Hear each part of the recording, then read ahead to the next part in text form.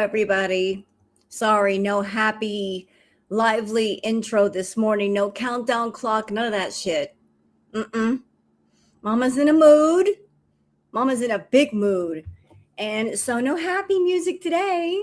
Now, I woke up this morning and I went to Twitter, just checking to see what Chantal did yesterday.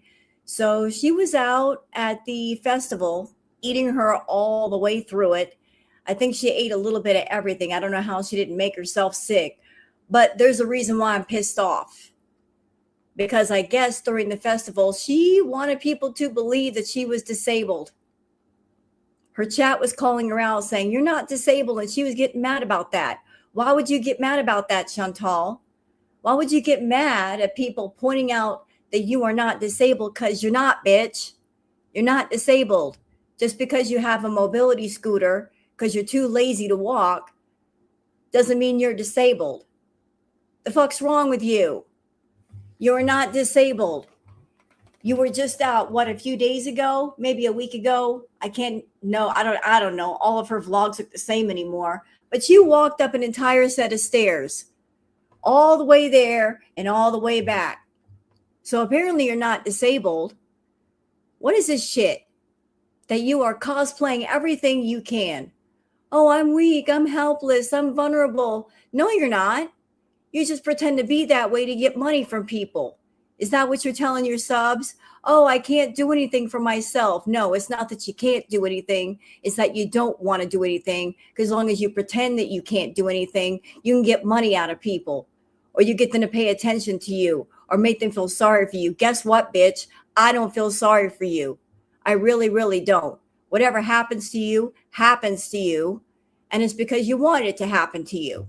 So fuck all the way off with that pretending to be disabled stuff. You're not disabled. You just don't want to walk.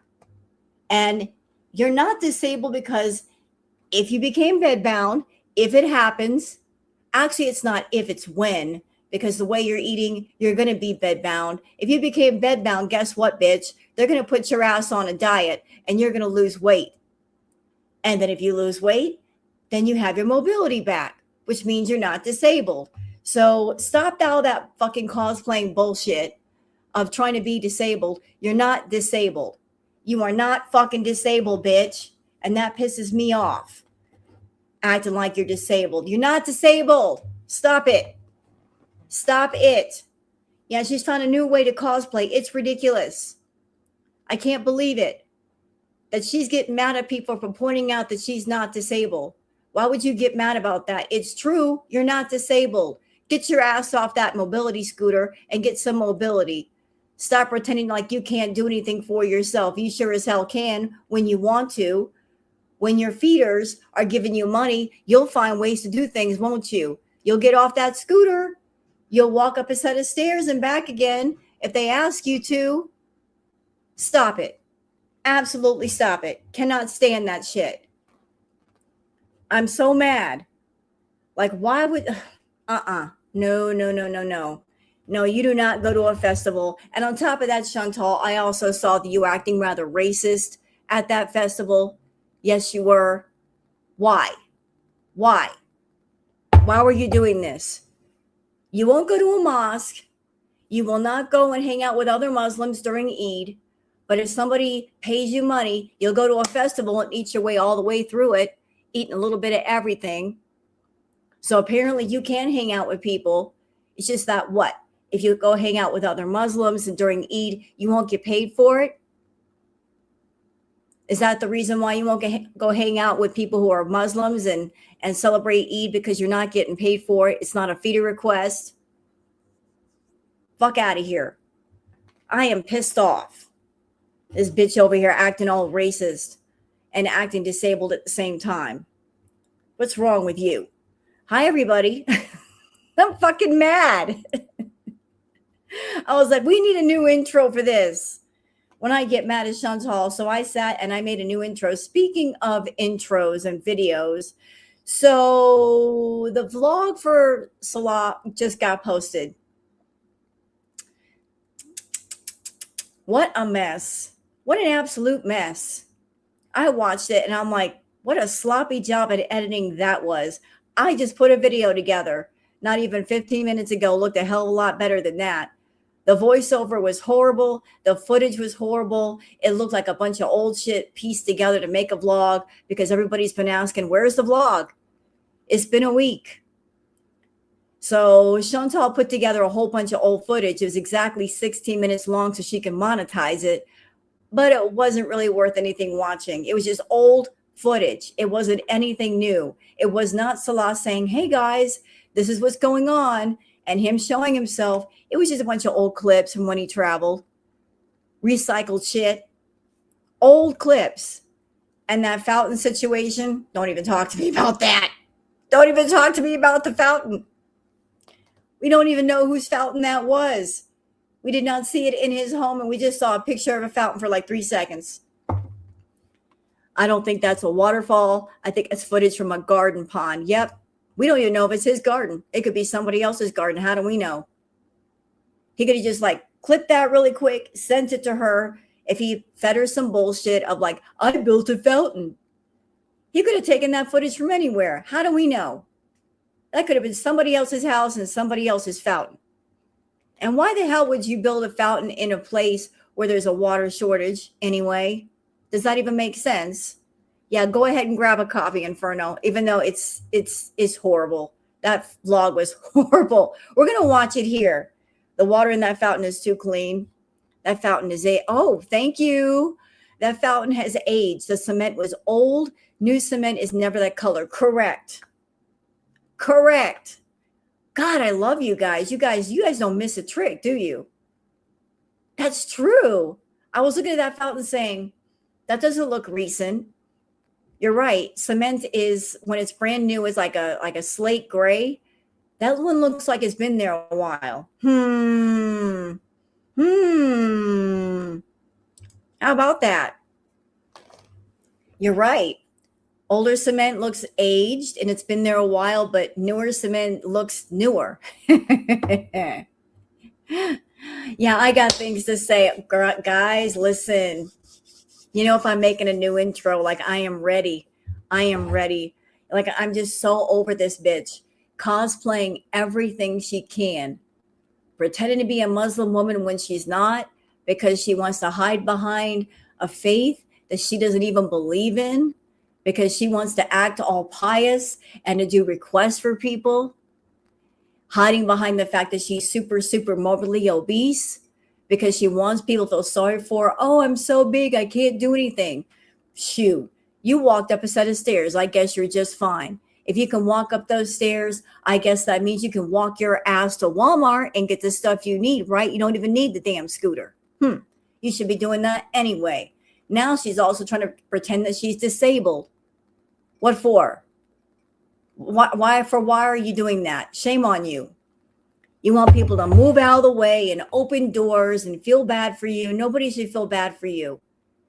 If you are 500 plus pounds and you can't do much, it's because that's what you wanted. You made a choice to eat all that food. You're still eating all that food. So if you're losing your mobility, I guess that's what you wanted to do. But you should not be telling people that you are disabled. You are not disabled. Are you trying to pull that game on your own subs because you want more money out of them? Oh, I'm getting disabled. No, you're not. Bitch, you're not disabled. You cut that out. You are not disabled. You may be losing some of your mobility because of your weight, but you are not disabled. You are not. Stop telling people that. Stop giving people that impression. They are no longer business partners. Enough already. No, they're not. I don't even know why she's still talking about Salah.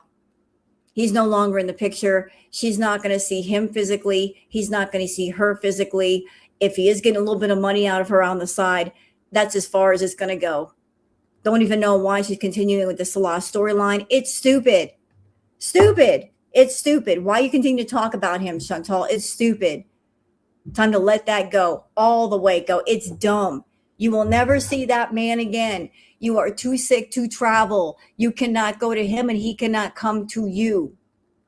So even if you're really married, which I don't think you are, what's the point of this marriage if you can't see your husband?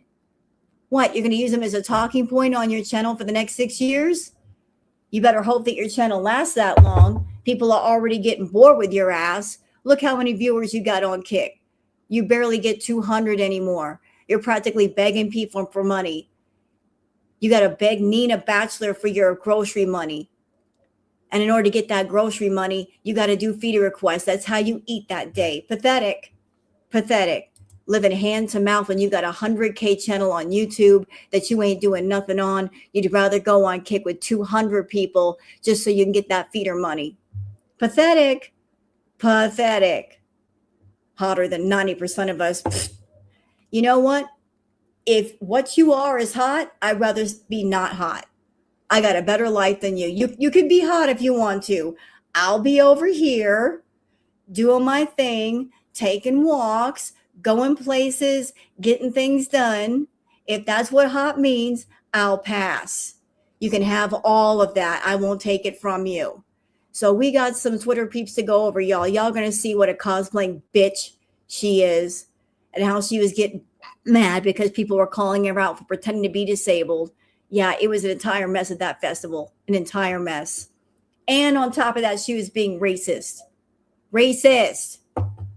Why are you being racist, Chantal? I'm so over you today. Mad. So we're going to get into the Twitter peeps. Y'all ready? I'm ready. I'm ready to get this party started. Let's do this thing.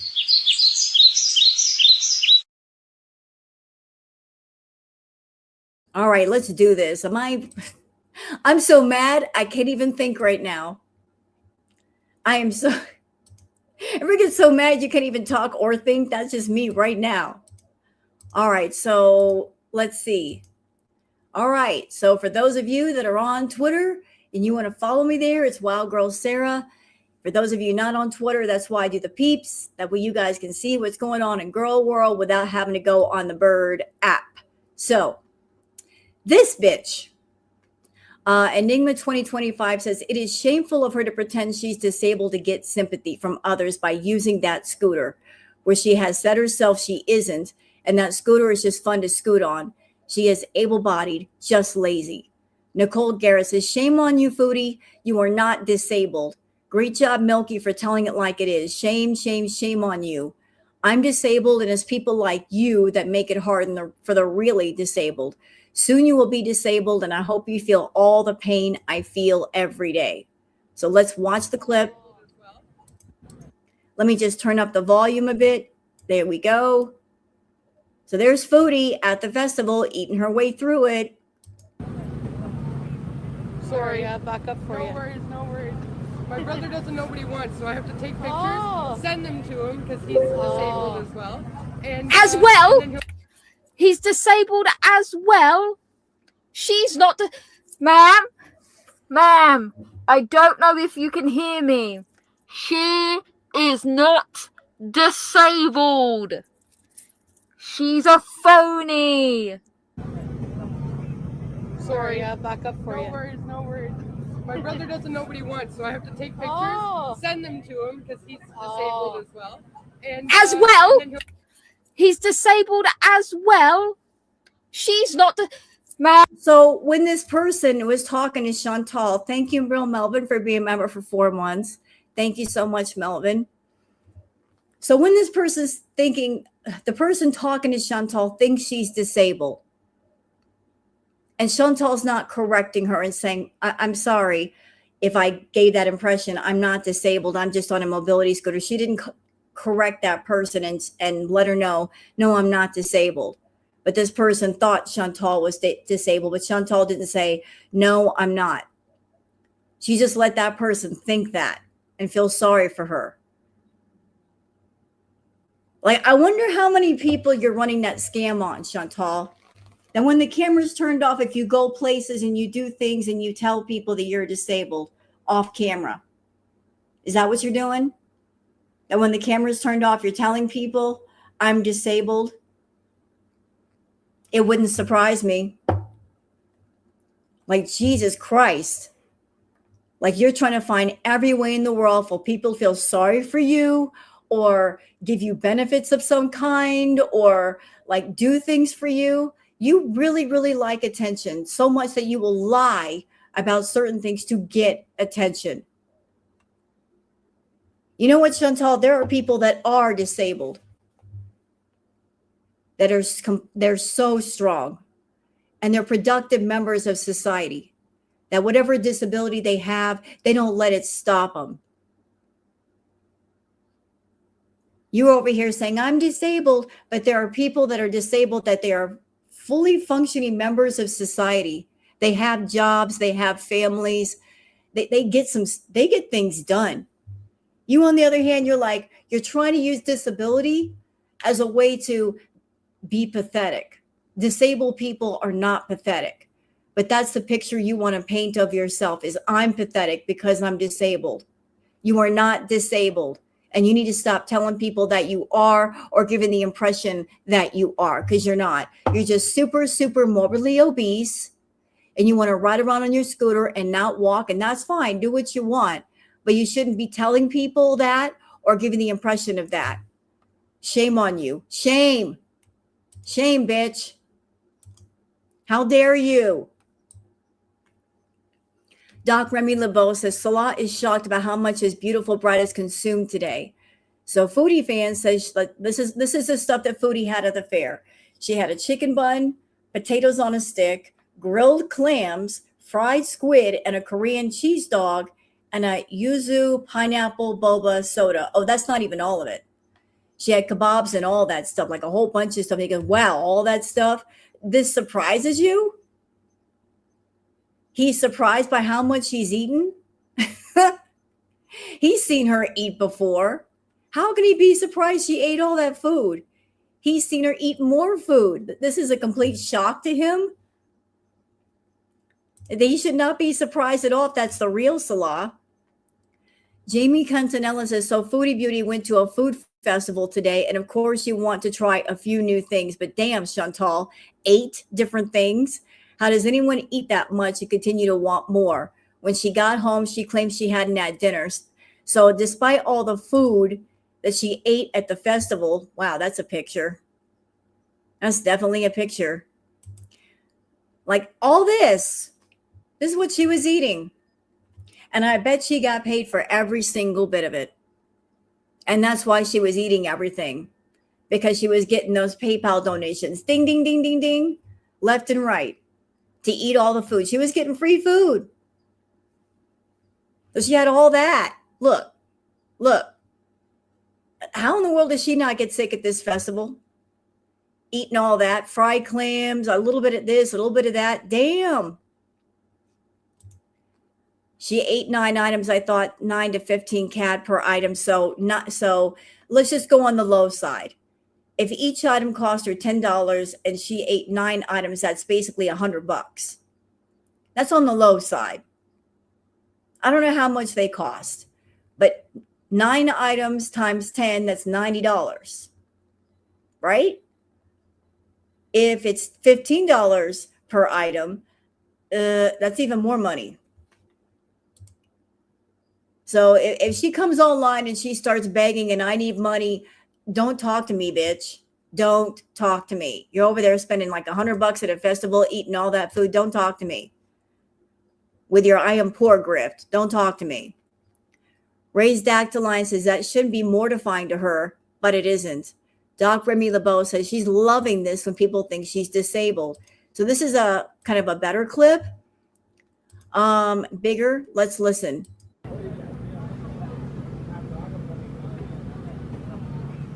Sorry, back up for you. No worries. My brother doesn't know what he wants, so I have to take pictures, send them to him because he's disabled as well, and then he'll tell me what he wants, and I have to get it. Oh, okay. Yeah,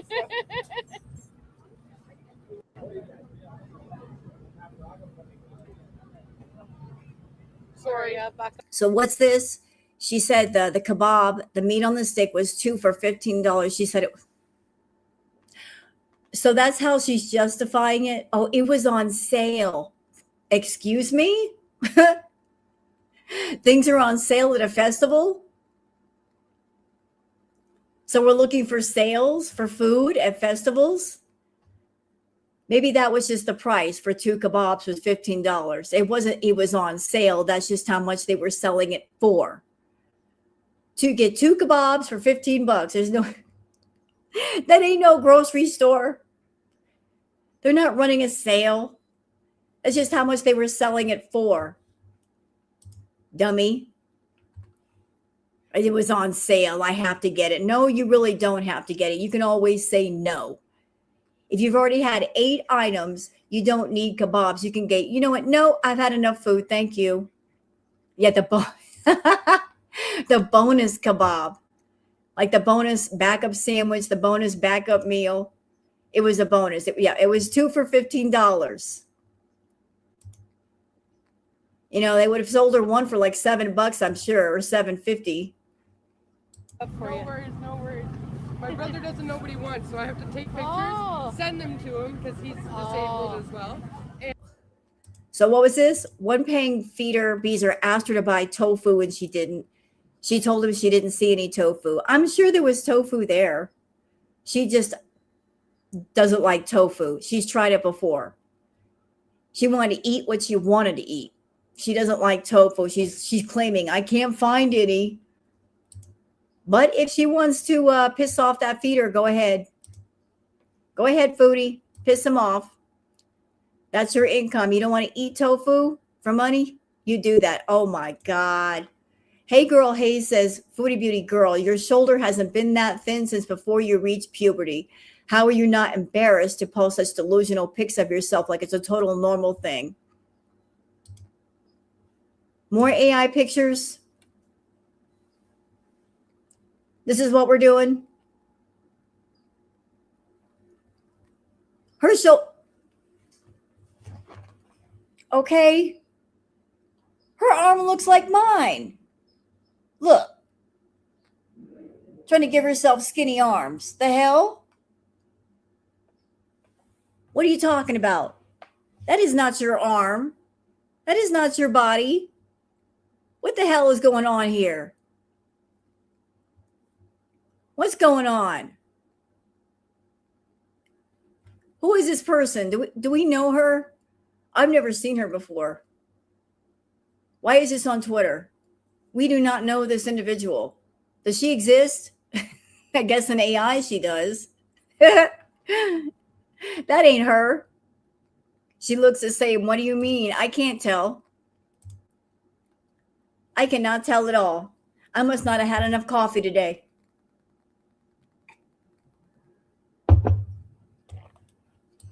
To be fair, I would have tried all the food at that festival, but I'm not morbidly obese. Well, trying food, being at a festival and you're like, let me try a couple of things. And then you walk around for a while and then you're like, I'm hungry again. I'm going to try another couple of things. That's one thing. But she was just going from stall to stall to stall to stall to stall, like just mowing her way around that festival. Not like hanging out, talking to people, enjoying the ambiance. She's like, I'm going to get all the food up in here.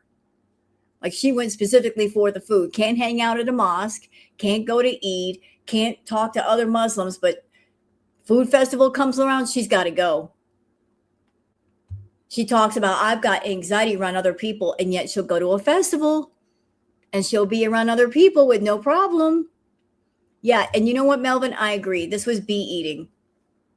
Let's just clock it and let's just call it for what it is. This is bee eating, period. Full stop.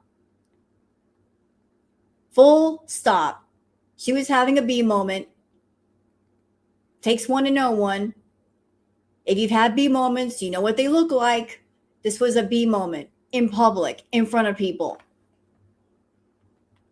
Yep. And paid for and sponsored by other people, the people that claim to like her and care for her so much, and they freak the fuck out if she's got high blood pressure.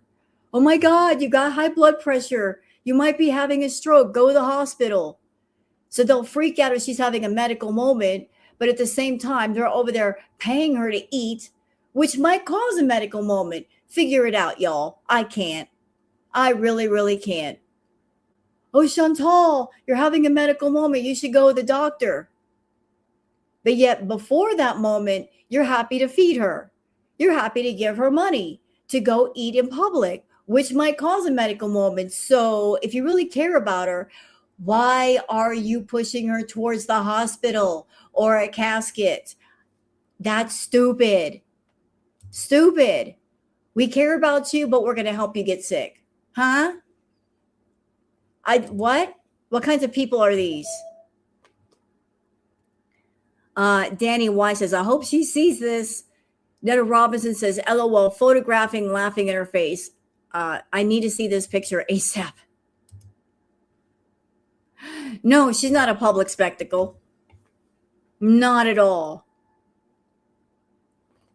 Sansa. Oh, we love Sansa. Did she just post today? Well, if she just posted a video, I'll wait to go over it, professional courtesy. But yeah, I guess people were seeing you, Foodie. You're a celebrity, remember? You're a public figure. So how does it feel to be a public figure and people are looking at you and taking pictures? Don't you normally freak out when people catch you out in the wild like this and they're taking a photo? It might show up on Facebook or TikTok or something. How do you feel? Did you confront these young ladies for taking a picture? I bet you didn't. All that big talk. Yeah, you get in front of people and you freeze up. Nothing to say to them? Of course not. Carrie says, again, not a recent video. Again, no proof at all that it's Salah. She's so stupid it hurts. Yeah, I agree with that. Yeah, that video is not a recent video. It wasn't like one video all the way through of him just showing things around, and like maybe a few clips pieced together. It was like a whole bunch of like older pieces put together. It's not a recent vlog. That is just recycled, rehashed footage that came from the cutting room floor, and she put it together because she wanted to make a vlog, just because fake Salah came in a chat and said, I'm going to make a vlog. And it's been a week. And people have been clocking and calling her out saying it doesn't take a week to make a 15-minute video. It really, really doesn't. It's just old clips that have been pulled up from her phone that she put together with a really, really bad voiceover. It just sucked. The audio quality sucked. The footage quality sucked. You couldn't tell one thing from the next thing. Period. A rumble in my bottom says, it's amazing to me that Foodie Beauty thinks she can remarket getting stoned outside the park as a pharmacy bees. Well, Foodie tends to do that. She's going to use one term to describe something else, like beezing. Can we talk about beezing? How many people in here, how many of us hate the word beezing? Are we tired of it? I've been tired of it. Stupidest word in the world. Overused. Can't stand it. Beezing. I'm going to beeze.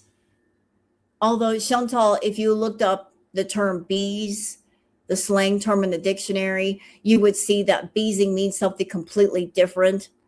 But you came up with the bees word when YouTube slapped you on the bottom and said you can't use the other B word in the title of your videos to attract people. So she came up with the bees word because that is a word that you can monetize. The other B word, like bee eating, can't put that in the title no more.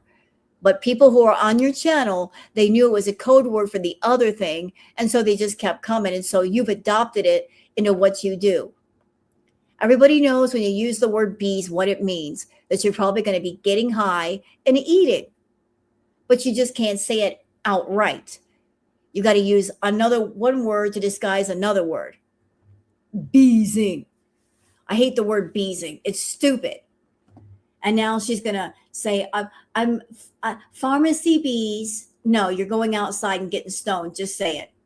You're in Canada. You're allowed to smoke the green up there. Why can't you just come out and say, yes, I'm going to go outside and get high? Don't want to say it? Why? Because beezing doesn't sound so bad. Doesn't sound so severe. You shouldn't be getting high anyway. All right, moving on. Carrie says, I will not play along with Foodie Beauty and her weird need to feel claimed. She's alone, desperate, and needs hugs from the online community. Fine. I'm not a hugger. I'm a realist. I'm not here to play along so you can feel good about yourself, cutie. Go get therapy. Big applause for that comment. Thank you, Jackie, for being a member for 4 months. Can't stand the word of her beezers. Yeah, me neither. It's stupid. It's the beezing. She uses it too much, beezing. Girl, you're 42 years old. Stop using stupid words like that. It's childish. Stop using the word beezing. Quit it. And I'm not here to play along with her either. You know, that's Chantal's problem. She's got far too many people coddling to her and supporting her in her childishness and her foolishness. She needs to get real and buckle down and strap up because life's about to teach her a lesson. Ray's Dactylion says, you are not chubby, cutie. You are super morbidly obese. Let's watch. Oh my God, he's back. Oh, sorry. Your dog is so cute. Oh, thank you. Hi, what's his name? Daisy. Daisy, you little chubby like me. Hi, Daisy. Hi, Daisy. Hi. Chantal, you are not chubby. There are different levels. There's pleasingly plump. There's, you got a muffin top. There's chubby. There's fat. There's morbidly obese. There's super morbidly obese. There's super, super, super morbidly obese. And then there's damn. You're in the damn category. Because when you come walking through the crowd, people are going, damn. They don't even know what they're looking at. They're like, am I seeing what I think I'm seeing? No, that can't be right. And then you come walking through and they're like, yeah, I was correct the first time. You are not chubby. You passed chubby about 350 pounds ago, girl. You are super, super morbidly obese. Listen, if you're going to be something, just rock it. Just say, yeah, I'm super, super, super morbidly obese. I'm over 500 pounds. I don't even know why you don't say it anyway. You know who you're catering to. If they really, really big women, just say, yeah, I'm a really, really big woman. I'm over 500 pounds. I'm almost 600 pounds. Just say it. Why are you lying to people and telling people you're 350 pounds? You are 500 plus, ma'am. And if I'm wrong, if what I'm thinking is wrong, if you can get on a scale and you are 350 pounds and you're not 550, I'll tell you what. I'll make you a solid square deal. Not only will I apologize, but I'll eat Natter's cooking. And one of his awful smoothies too. I'll choke it down if I have to. If I'm wrong, I'll say I'm wrong. And I'll back it up with I will eat Natter's cooking and I will eat one of his awful smoothies. That's how right I think I am. You are not 350 pounds. You have not been 350 pounds since your villa days. You are well over 500. You are 5 feet tall. You should be 110, 120 pounds. And you are 400 plus pounds overweight. That's why you're having so many problems. You are tiny. Like, look at my frame. I'm tiny, petite. You don't have much real estate to work with. And yours is maxed out, girl. There's no more storage space. That's why you're just getting bigger and bigger and bigger because you are eating too much and you're not doing anything to burn off the calories. All that fat is just stored calories that has nowhere to go and nothing to do. Get up off that scooter and walk. Get up. The real Melvin says she keeps telling everyone she's confident, and that's another lie. But she's not confident. Confident people don't use a million filters. They just don't. They don't lie about their weight. They don't lie about themselves. If you are who you are, then you're comfortable with yourself and you can tell the truth about yourself. But the more you lie about yourself, the more that you're insecure about yourself, obviously. Insecure people might lie. Confident people say, this is who I am. This is what I am. Deal with me or not. But I'm not going to change. I'm not going to put on airs about myself. I'm just going to be me. Look at me. I'm sitting here. Hey, foodie, I ain't got no makeup on. None. No filters. Nada. This is me. And I'm older than you, girl. Feel ashamed. You're 42. I'm 55. I got 13 years on your ass? I am me. And I make no apologies for being me. People can either deal with me or not. If they don't want to deal with me, they can go away. But if they want to rock with me, they can rock with me. You hide yourself all the time behind filters and clothing and lies, and it's ridiculous. Lies. Stop lying about yourself. If you're catering to the feeders, just say, yeah, I'm 500 plus pounds. What of it? What of it? Why are you so ashamed to admit that you're 500 plus pounds? You know, maybe if you said I'm 500 plus pounds, they might love it. You might get more requests instead of saying I'm 350 pounds. No, you're not, bitch. You weren't even 350 back in the Villa days. Quit it. Stop it. You were close to 400 pounds back then when you were with BB. How in the hell are you 350 pounds now? You've gained a lot of weight. You need to stop all that lying. You need to get real with yourself. Enigma 2025 says the whole chat was telling everyone that she wasn't disabled. No mods in the chat. She was just reading the chat and didn't respond to anyone. You can see she was mad. They were telling her she wasn't. But why would she be mad? It's the truth. She's not disabled. She may not want to walk. She may be wanting to use that scooter, but she's not disabled. Why get mad at people telling the truth? Or is it that she wanted to rock with that I'm disabled thing because maybe people who don't know Chantal, that are just coming into her chat, they might be looking at her and thinking, oh, poor woman, she's disabled. Maybe I should throw some super chats or bits at her. And if people in the chat are saying, no, she's not disabled, that kind of cuts into her game, into her scam. Is that why she's mad? Why would you get mad at people for telling the truth on you? Let's watch the clip, though. Let's see if I can blow it up. So here's Cutie out and about. Let's see. Yeah. That sounds like FFG. Yep, here's the first one. Luscious Jackson says she's not disabled. Alien Superstar says not disabled as well. So people are calling her out.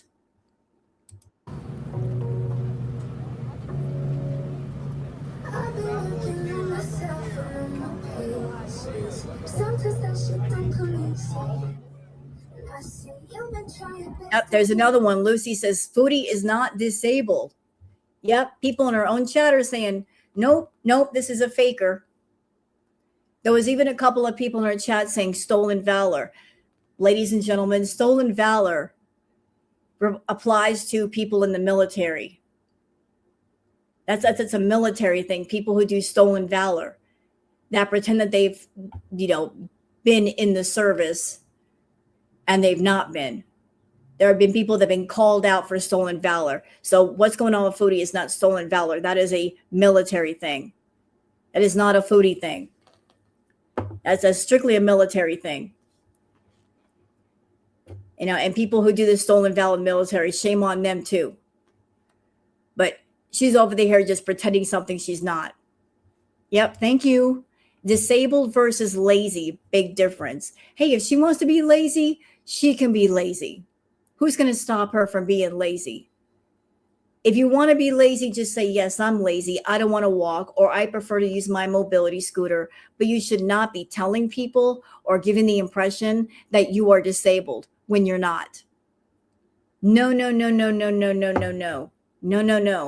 No, you can't be walking around doing that. You can't do that. No.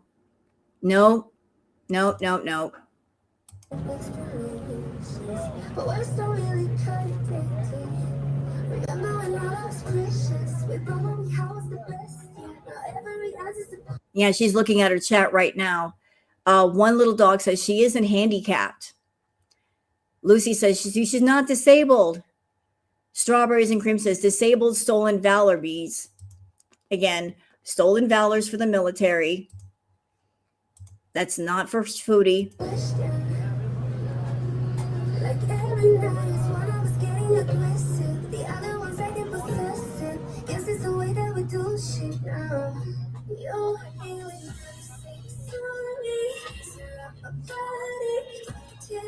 So Chantal, did you go out and do this thing on the scooter because you were hoping to get more people in the chat, maybe new people that have never seen you before, heard you before, and you thought you can get some extra bits or money with people that are new, that don't know you, that don't know your history, that they would feel sorry for you and throw money at you. Here's something you should know. Quite a while back, there was a gentleman who was streaming on Twitch. And a lot of people got into his channel. He was doing like video game content. I don't know the gentleman's name for the life of me, but a lot of people were subscribed to him and giving him money because he was in a wheelchair. He was saying that he was disabled. And then one day something happened. Like he had his camera running and he thought it was off and he got up out of the wheelchair. He was canceled immediately. Like a lot of people were shocked.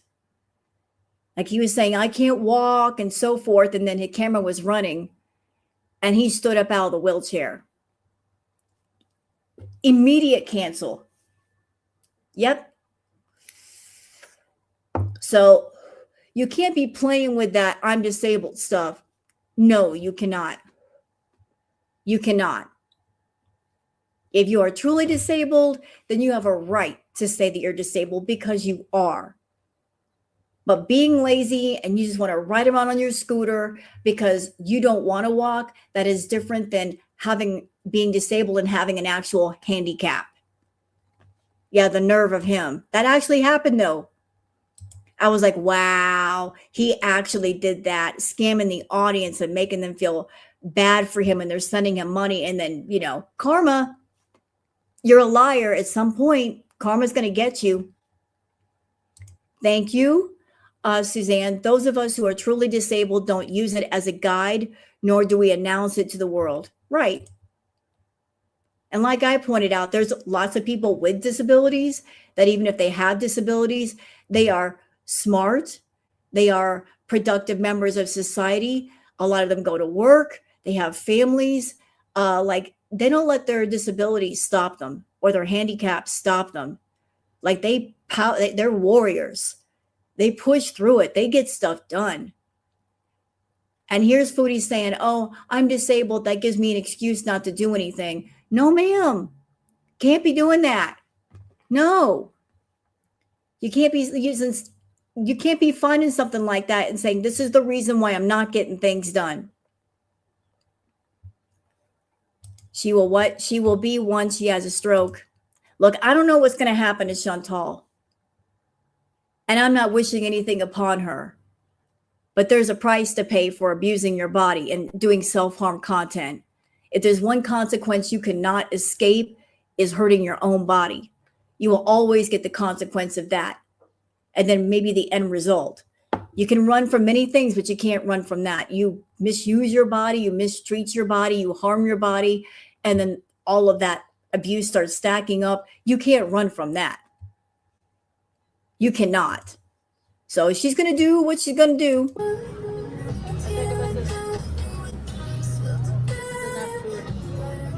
Yeah, and this right here, thank you, Mrs. Peel. She wants attention and special treatment. True. She wants people to give her attention. She wants special treatment. She wants people to hold doors open for her and move out of the way for her. It's sick. It's sick. When you are such an attention seeker that you will lie about things wrong with you just to get more attention, just to get money from people. It is disgusting. Disgusting. There are all kinds of ways in the world to get attention. This is not the way you should do it. You want attention, Chantal? You've got Twitch, you've got Kick, you've got YouTube, you're doing cameos. You could go out and be a productive member of society. You can be around people. You could be helpful. You can be positive. You want attention? That's the way you should do it. You should not be using these kind of means to get people to be around you and coddle you and feel sorry for you.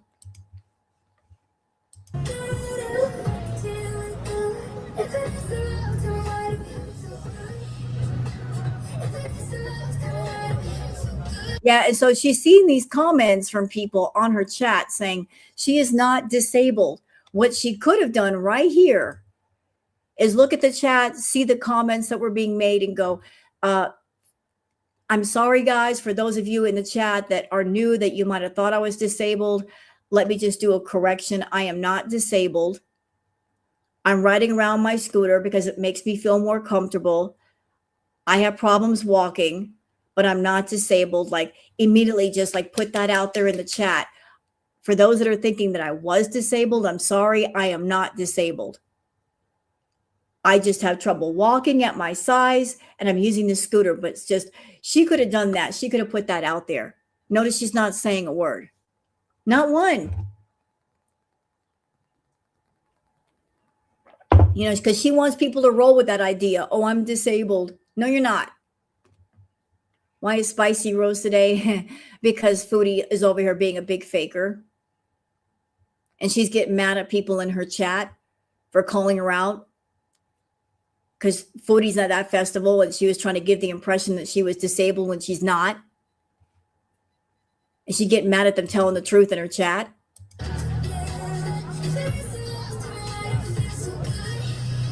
Look at her. She's mad. She's not saying a word. Because what is she going to say right now?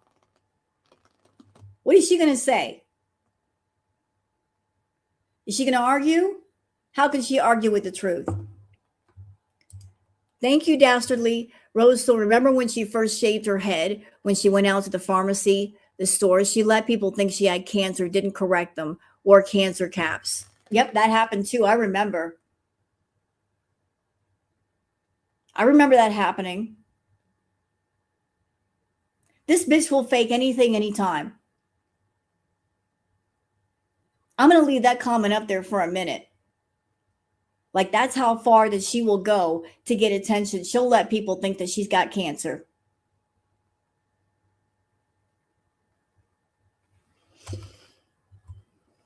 Imagine that. You're going to shave your head and go outside the house and you're going to meet people and they think something about you and you're not going to correct them. And another thing, I remember another story that Foodie told us. She went somewhere to go get some crepes, some chocolate crepes and a drink. And somebody there gave her extra sauce because they thought she was pregnant. She told them that she was pregnant. So she'll be over there and she'll lie about being disabled, going to a pharmacy and people think she has cancer. She won't correct them on that. And then other people, oh yeah, I'm pregnant. What won't this bitch lie about? Like, this is what we're dealing with here. This is a great big old liar. She'll lie about anything, anywhere, at any time. She did say yesterday that she's pretty shameless. I believe her. That well of shame has no bottom. It goes all the way down. There is no drop.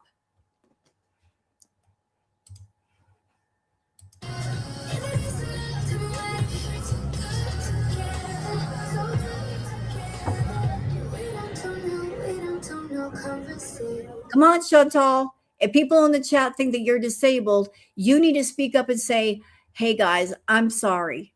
If you got that impression about me, those of you that are new, I am not disabled. I just wanted to use my scooter today. So apologies if that's what you thought. Nope, not a word. And she can't argue with the people in her chat that are saying she's not disabled because it's the truth. She's not. We don't talk the way we used to.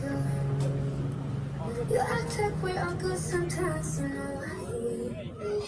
It's so obviously untrue. Oh, and by the way, she has confessed before that she's looked at getting disability benefits. She's looked into it. She was considering it. So it's not enough that she's a big enough drain on the system already. You know, like she monopolizes legal resources. Like when she gets mad at Natter calling the cops, it's not enough that, you know, when she, before that she would go to the ER whenever it suited her because she wanted attention or because she got in trouble, a drain on the medical resources. Then she wants to be a further drain on the government. Like looking into disability. Can I get on disability? You're not disabled though. And I hope you realize, Chantal, that disability, there are people that are really disabled that it's taken them years to get on disability, and they have got to go through some major things in order to get it. Doctor visits on top of doctor visits, tests, checkups, you name it. They don't just hand it out to you like a piece of bubble gum. You have to go through a lot to get on disability, a lot. But there are people that really are disabled, that are really hurting, that the government gives them a hard time about getting on it. And bitch, if you're on SSDI or something like that, your income is limited. I don't think you'd be able to get on disability if you're making $7-8 grand a month. They would tell you to hit the bricks. You couldn't live on disability. Sorry. No. Those checks are far too small and you need far too much. Yeah, it takes work to get on disability. Oh, thank you. It took me 3 years to get on disability. Yep. And you have to pay into FICA trust fund taxes. Oh, well, she's got bankruptcies. I don't think that's going to work. Wouldn't she have to take care of that first? Yep, and that's vile. Like, don't claim to be something that you're not, Foodie. Yeah, she's special, all right, just not in a good way. She's especially disgusting. Kelly says, Foodie Beauty B-momented her way all through that Asian festival. So, foods on top of food. She ate her way through that festival. She went there strictly for the food, and knowing that if she went out in public, the feeders would pay for her meals. They want her to eat all that stuff. I don't know what their goal was. If all of them were getting together and going, let's see how much food she can eat before she throws up in public. Was that the goal that day? Let's all pay for different requests, and let's see if that makes her absolutely sick. We're going to have her eat clams and kebabs and sweets. Like, let's put all that stuff together in her stomach and see if it doesn't make her puke. I think that might have been the goal, because they were having her eat all kinds of stuff. It didn't work, though. She didn't get sick. They might have wanted her to get sick in public, though.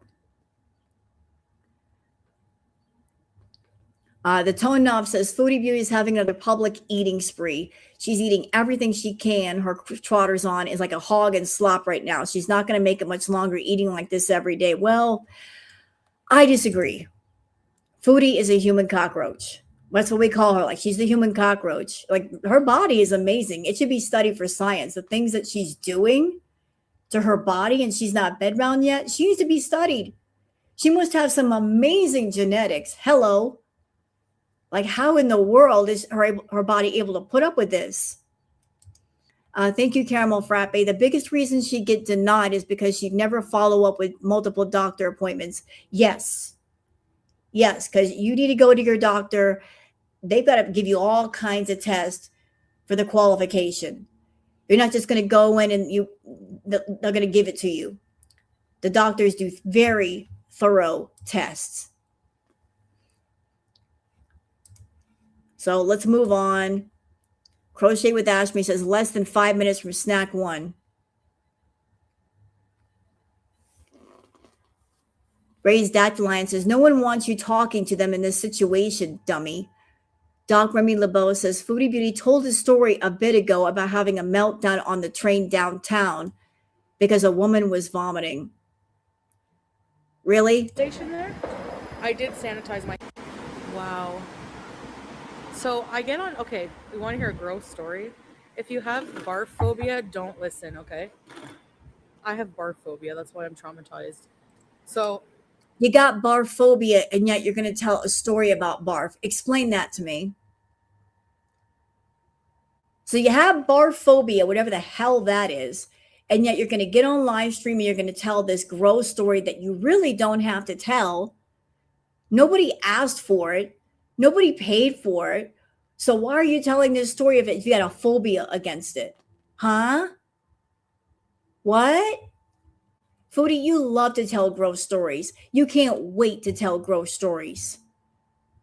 That's more than 90% of your content is gross stories and farting and burping and shitting your pants. What do you mean? Anything gross, you're all about that life. But go ahead, sis. I get on the train, like at Blair Station there. I did sanitize my hands. I brought hand. No, I get on the train, park my scooter, sit down, look up. There's a woman in the seat in front of me throwing up like on the ground. It was the grossest thing I ever seen. And then the smell hit me. I freak out. I scream. I go, ew. And then I zoom off the train. Oh my God. You didn't zoom off anything. Now I know this story is a lie. Foodie? Zoom? Where? When? How? She's on a mobility scooter. How the hell is she going to zoom off the plane? And you don't know what that woman was going through. She might have been really, really sick and just couldn't help it. But you're going to sit there and tell this story about her. You don't know what was happening with her. She might have had a bad case of stomach flu and just got on the plane and she had projectile vomit. I don't know what the story is. I don't know what her situation is. But you're freaking out. Ew. Maybe she smelled you coming on the train. Maybe your stench wafted over to her and it made her sick. Yeah, and she told that story already. Remember the girl next to her on the plane threw up at Chantal, she stinks. Possibly. I mean, she won't bathe for days. That stench builds up and it can make you vomit.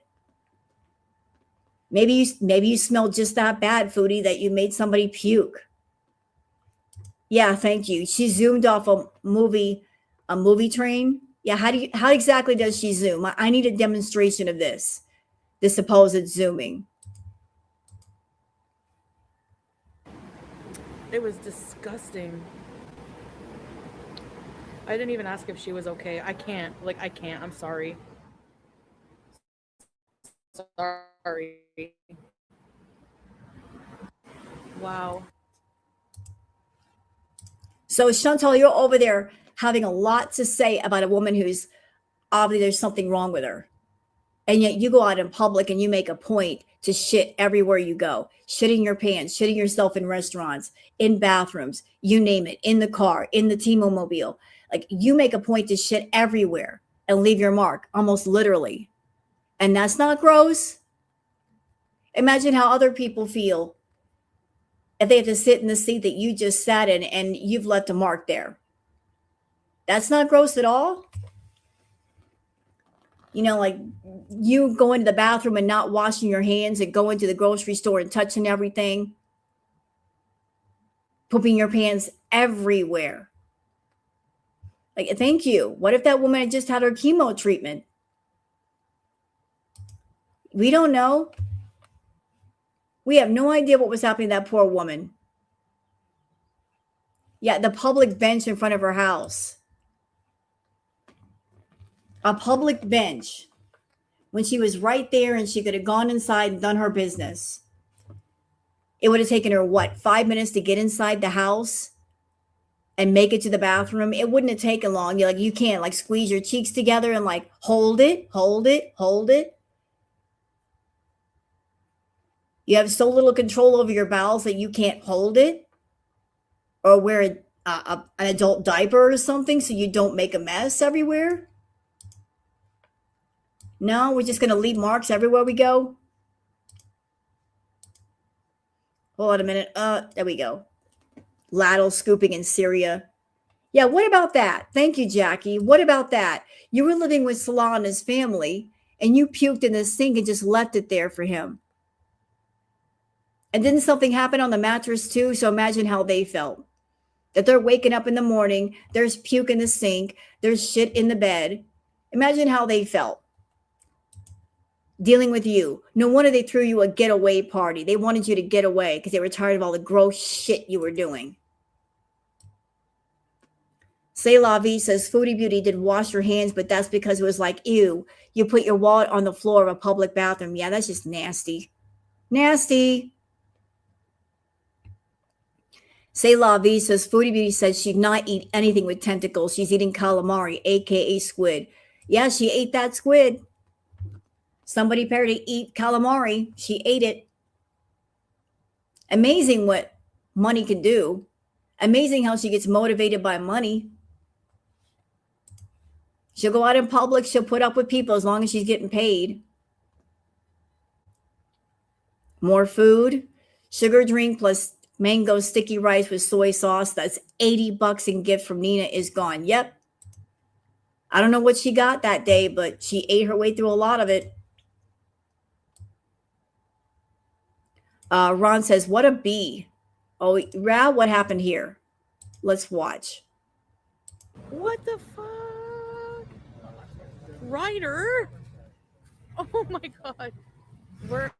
You fucking asshole. Jesus. Fucking guy almost ran us over and nods at me. Like, go fuck yourself. Sorry. Ryder, oh my. Hold a second. What happened here? So I can't see the light to see if she's supposed to be going across the street. Like I'm looking over here. I can't see the light all lit up to see if she's supposed to go or not.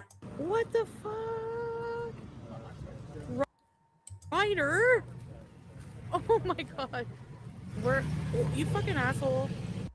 Okay, so she's getting mad at the truck for like before she starts going, a truck is like going forward first. That's a common thing though. Like even when the light turns to the where you can like walk across the street, sometimes trucks or cars, they'll take a second and they'll come in front of you. It turned green when she was crossing and she ran a red light. You know, like it takes just a second just to stand there and wait for whatever truck or car is going to be doing that. It's not a big deal. Jesus.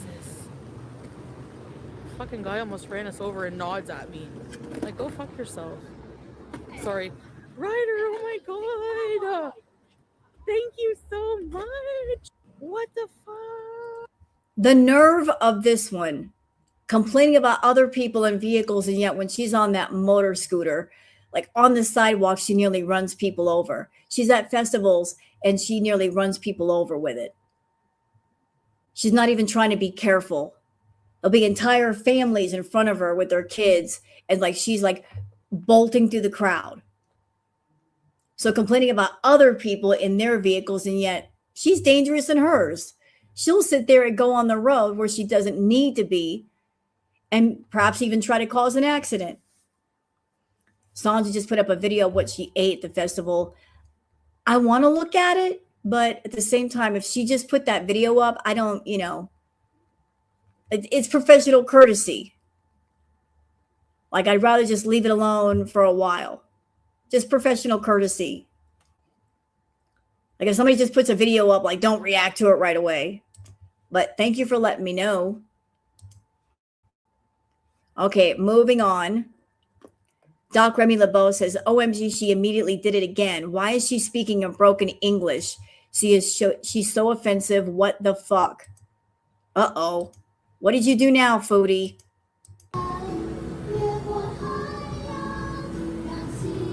Do you take debit card? Okay. How much is one chicken bun? Can I get one chicken?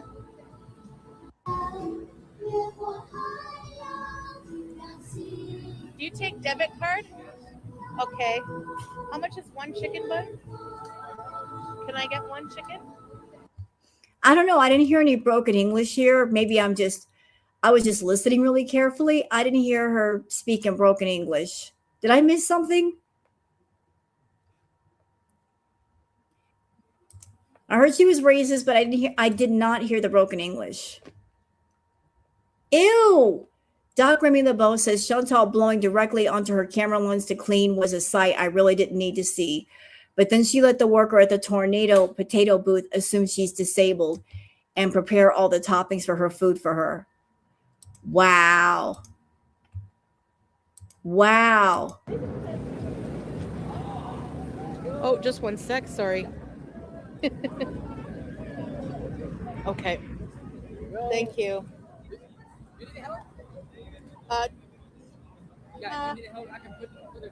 Oh, okay. I'll have Barbecue? Yeah.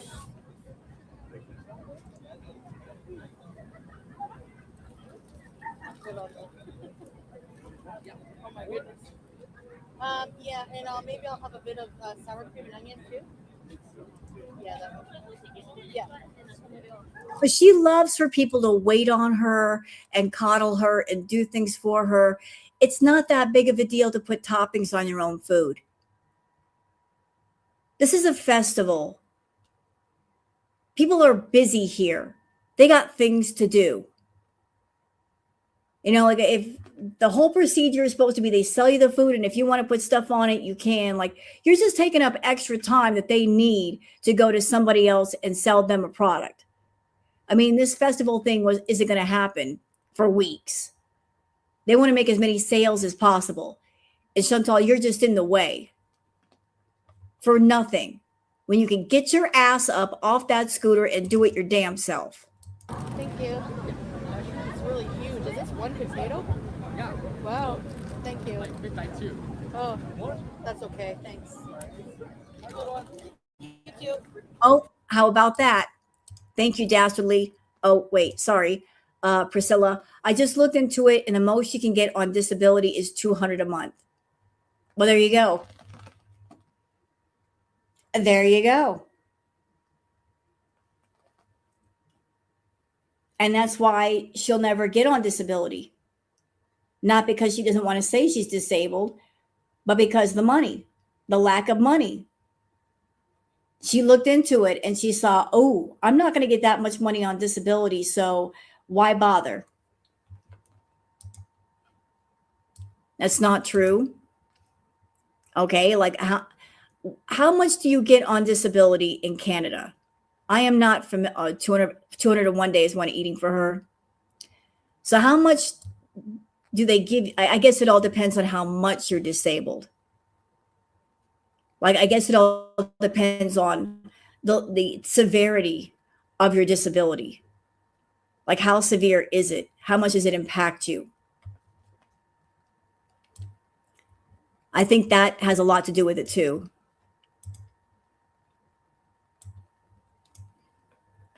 She wouldn't be living in that apartment if she was on disability. Yeah, $2,200 a month just for rent? I would think not. Wouldn't she have to be on other programs too to afford the rent? She would have to be on maybe additional programs to help her pay for things. Okay, hold on. I got comments coming in and it's sticking. She'd be on get disability and hide the money she's making regularly in the feeder account as per usual. Yep. She'd be like, moving her money around so nobody would know. There we go. Rose Thorne, separate from disability check is a qualification for government assistance for housing. Yeah, that's another way. Like anybody who say on something like Section 8, there's a wait for Section 8. You can't just go in for Section 8 housing and expect to get it. There is a wait list. Like all these programs, like they do thorough checks on you. You have to check in with them, and there is a wait list. There's lots of people that have been waiting for years to get into Section 8 housing. The apartment complex is government housing and disability approved housing. Okay. Y'all are just bringing in the information. But if she were faking a disability, she can get, disability fraud. She'd get in serious trouble. So it's like the more help that she's going to ask from the government in whatever form it takes, the more chance of her getting in trouble if they find out she's lying. So she doesn't need to be saying this shit. Okay. Can you guys see better now? Can you guys see better now? Hello. Wow. Oh, nice. Hi. $8.99 for one. Sorry? $8.99 for one. I'll come back, yeah.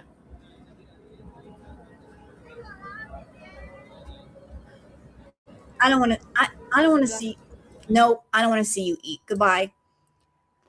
MJK23 says this racist bitch really out here at this festival mocking Asian accents like they can't understand English. Can I have a selfie? What time show? Honestly, fuck her. So she did that. She was there doing that.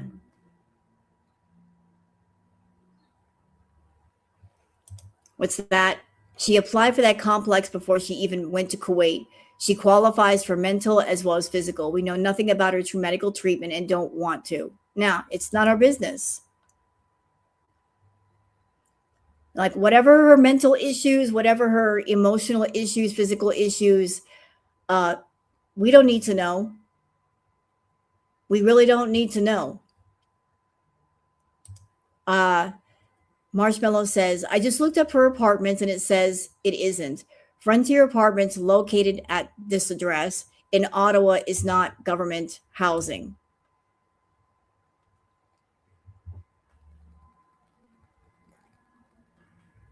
Like, I don't know, y'all. I'm not looking stuff up. I can't look stuff up right now. I don't know if Frontier Apartments is government housing, but I do know that when you're on, say, government assistance or disability, your income is going to be limited. There is a cap, and she would never qualify just because of the cap. Like, she makes too much money for a disability check or assistance.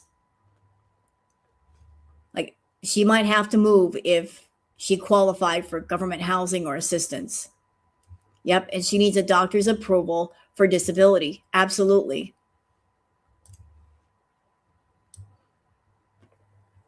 All right. Oh, no. Is this the clip? Crochet with Ashmay to a Chinese performer. What time is show? Then chat points out they speak English. She replies with, yeah, but not well. And you know this how? Oh, no. We got to watch this. There we go. Thank you.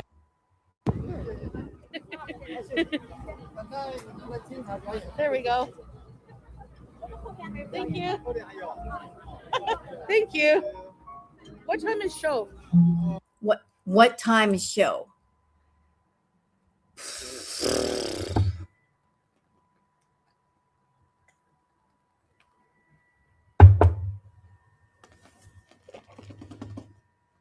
It just makes sense, doesn't it? It just makes sense that someone like Chantal is okay with someone like Whitey Lover in the chat. Whitey Lover calling people monkeys. She's okay with them being there. It just makes sense, doesn't it? I mean, like attracts like.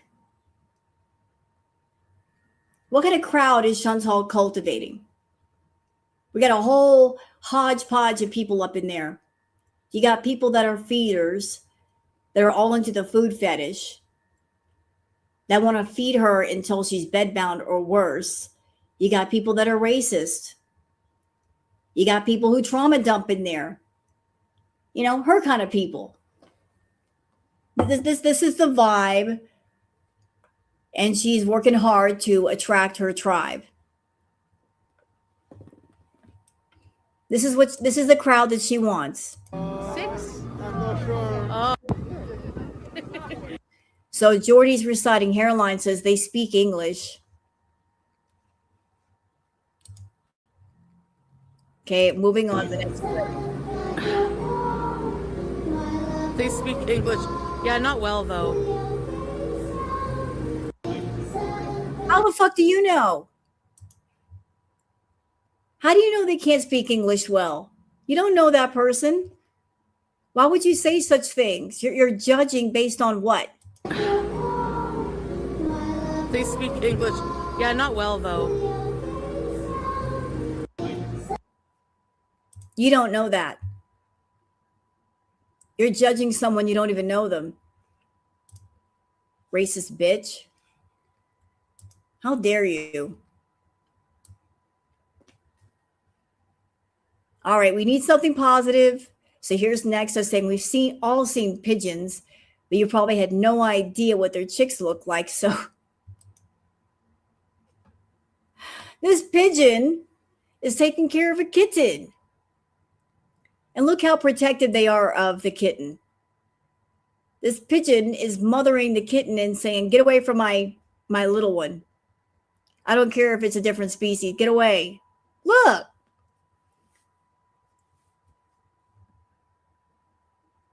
Pigeon's like, get away from my kitten. The cat distribution system came to me and gave me this thing, and you can't take it away from me now. Go away. Who knew that the cat distribution system worked on pigeons?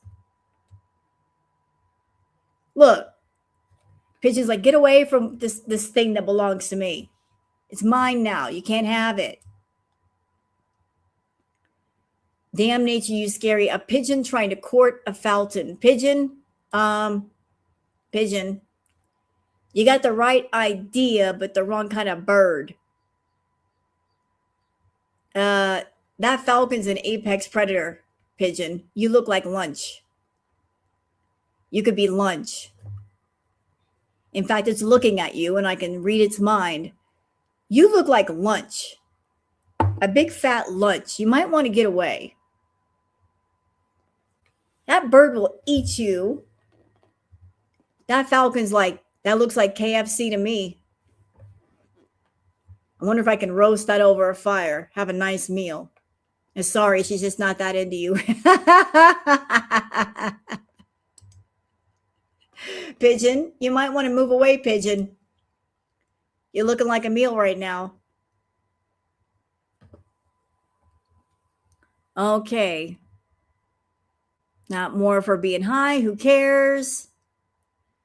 Nicole says, Foodie Beauty, your scooter isn't designed to carry half a ton of you around. You can't be this stupid. You just can't. Man. Scooty almost, I don't know, Scooty's acting weird. The battery, I don't know. Like, when I got to the movies, it was so sluggish because there was no battery hardly. Going up this so tall, that scooter that you have, Wobbles, was meant for someone, what, 250, 300 pounds? And you're like 550? You're 200 pounds more than what you should be for that scooter. And you should count yourself lucky. I mean, Wobbles is a champ. For as long as you've had that scooter, for as many places as you've gone with Wobbles, through the snow, through the rain, through the water, through the salt, Wobbles is still carrying you. Hasn't broken down yet. It's amazing the things that Wobbles has put up with. And the more you use it and the heavier you get, the more it's going to run that battery down. To the movie theater. So then I turn it off for the movie. I go into I start it up. It has 3 dots now of battery left. I'm like, what? But it said 3 dots, but it was still acting very sluggish. Like, I'm trying to go up the hill to my... Oh, and by the way, I just want to say this. If she still got Wobbles and she's going to a festival and getting all kinds of food, that means she's got Wobbles. Sorry, Wobbles. She can take Wobbles to the Walmart and get whatever she needs. She doesn't need a rental car. She's over there begging for a rental car. If she's got Wobbles, she doesn't need a rental car. What does she need a rental car for? What viable reason can she come up with that would make sense that she needs a rental car? If she needs something beyond Wobbles, hello, Uber. She can get her own Uber. And if she's spending like $100 plus at a festival for fast food, she's got enough money for an Uber to take her where she wants to go. So there's really no sense in giving her money for a rental car. She don't need no damn rental car. She may want it, but she don't need it. And if she tries to come up with a reason of like, I need the car for content, bullshit. You could do content at home.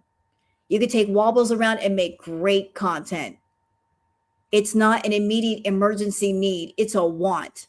And best believe that if she gets that rental car, she'll be using it for everything than what she promises. She won't be delivering great content great vlogs. She'll just be getting more fast food. There's enough fast food at home. She doesn't need a rental car. Apartment on like 2 miles per hour. Man. Scooty almost, I don't know, Scooty's acting weird. The battery, I don't know. Like, You know what, Chantal? I hope that one day you're out and please, please, spiritual world, please let this happen. She's out and about somewhere. She's far from home and Wobbles just says, you know what? I'm done with you. I'm done. Figure out a way home. I'm done. You run me ragged, lady. I'm done. I hope it happens that she's far from home and Wobbles just said, fuck you, and I'm out. Let it happen.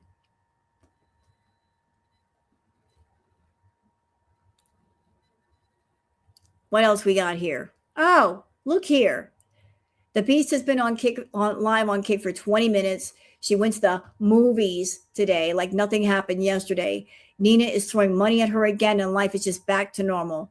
She says she doesn't want to talk about her blood pressure, but she now has hurt her back. How the hell she hurt her back? She don't do nothing. She don't go nowhere. How does she hurt her back? How are you hurting your back if you don't do anything? It's a lie. Does she have diabetes and sciatica again? Is that how she hurt her back? Maybe your back wouldn't hurt if you got up and used it. You know, moving around so your muscles don't get weak. Get up and actually use those muscles versus letting them rot.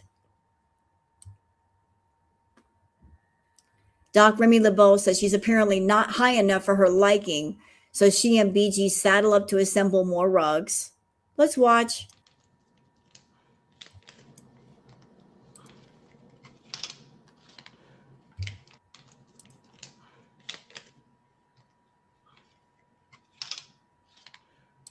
Yeah, well, you know what? She's going to get to a point where she can't get high enough because she's doing far too much. She's going to reach for whatever it is she uses to get high, and she can't get high enough. She's chasing her tolerance all the way up to the point where she can't get high off anything anymore. So let it happen. Let her reach that point where she's like, I need a lot of something just to feel something. And then after a while, she can't get high. Fondue Spiteful Beach says Chantal treats the Beezers the same way Salah treats Chantal. Salah loves Bong Cutie for her to send a constant flow of money to support his life in Syria. Cutie love bombs the Beezers to send a constant flow of money to support her life in Canada. Phony as fuck. True. You know, there's a cycle here. Hey guys, I love you guys so much. What do you want to do? What should I eat today? Love bombing. Making people feel like they actually give a shit about your feelings and your opinions. There's a purpose to her love bombing. She keeps people close to her and she wants people to get attached to her so she can then turn around and ask them for money. You're all my friends. I care about you so much. Well, if you care about your friends so much, why do you make them worry? If you're laying on your couch and saying, I've got a headache and people are worried and you're not going directly to the hospital. Nope, can't do that. You want attention. You want too much attention. It's toxic. And you go there and you ask them for money after scaring them to death. So that's it for the Twitter peeps. And we're going to go over that bullshit blog because that's what it is bullshit. Y'all ready to watch this mess with me? Because it is a mess. It's an absolute mess. Like the shittiest vlog in the world. It sucks. Get ready to throw tomatoes. Not at me. Miss Chantal, who's been a YouTuber for years, and she knows how to edit. She knows. And it took her a week to put a 16-minute vlog together with shitty editing, shitty footage, shitty voiceovers. It all sucked. Let's do this. In this video, we do plan on putting out some content, new content for you guys as it. And another thing, before we even get into this. So before Chantal came around, Salah was doing stuff on his own channel. He had a gaming channel. He knows how to edit. And remember all those things he did of garlic bread? Allegedly, that was him putting that together. So he knows how to edit. So why does he need Chantal to put stuff together? And how is that possible? If he's got the footage, what is he doing? How is he sending it to her? He's in Syria. Is it like a Dropbox kind of thing? Hey, honey, here's all the footage. I'm sending it to you. You do stuff with it, and then you post it on YouTube. This is supposed to be his channel. So if he knows how to edit and put stuff together, why does he need her help? Why is he relying on her? Why is there this attitude of where's my thumbnail? You know how to make a thumbnail. You know how to make a video and edit. Why aren't you fucking doing it? You wanted the channel, Salah. Work for it. Anyway, let's do this. It's been quite a while since we have done any on here, but we finally have our monetization back. So we will be doing more content for you guys. I'm sure you will. Because you guys weren't posting content when the monetization wasn't there, but now there's monetization and you're desperate for money, Chantal. Like you're scraping and you're scratching at anything and everything to get that money, aren't you? So you are going to post vlogs on the couples channel, although I'm sure they're not going to be very popular because nobody gives a crap about him or your marriage. Nobody wants him in the picture anymore. They'd all want him to go away. Even your own subs feel that way. They're tired of hearing his name. They're tired of you talking about a marriage to a man who's not been around in over 8 months. But go ahead. Pretend that people care. And what you're going to see in this video is just some clips from the life of Salah and Julia. In particular, the video clips of when he left Kuwait to go to Syria with Julia. And why do we need to see that? Why do we need to see that footage? He's been in Syria since then for a while. Shouldn't he have new footage? Stuff that he can show people? So why are we seeing footage of him first coming to Syria when it's been months and months since then? Shouldn't there be new stuff? Why is it old recycled footage? Like everybody's been waiting on this vlog for over a week. Why is there no new footage? This is all stuff she probably pulled off her phone. And like, let me make a video to shut people up. Yeah, that doesn't look like him, does it?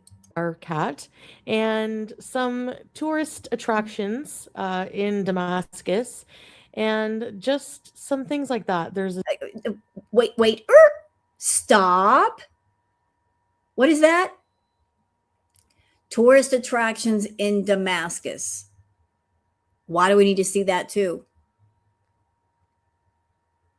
It's supposed to be his vlog. So why are we seeing that? It's old B-roll footage.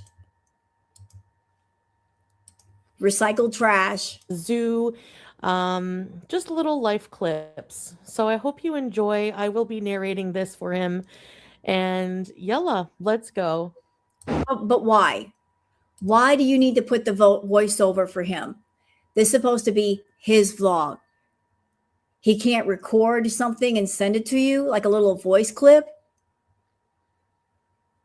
Like describing what's happening? Like all these clips are like this, like one right after the other with no explanation of what people are looking at, where it's from, what the date was. That's why it kind of sucks. It's not consistent. There's no consistency. There's no continuity. If you're going to do a life log, you put things in order and explain to people what they're looking at. This is just like a hodgepodge of so many different things.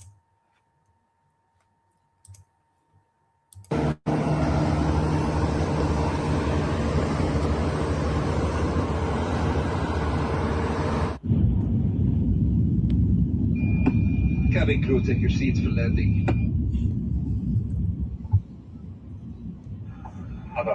Like, how do we even know this footage right here was from him? It could have been from her, from one of her past trips to Kuwait or Syria.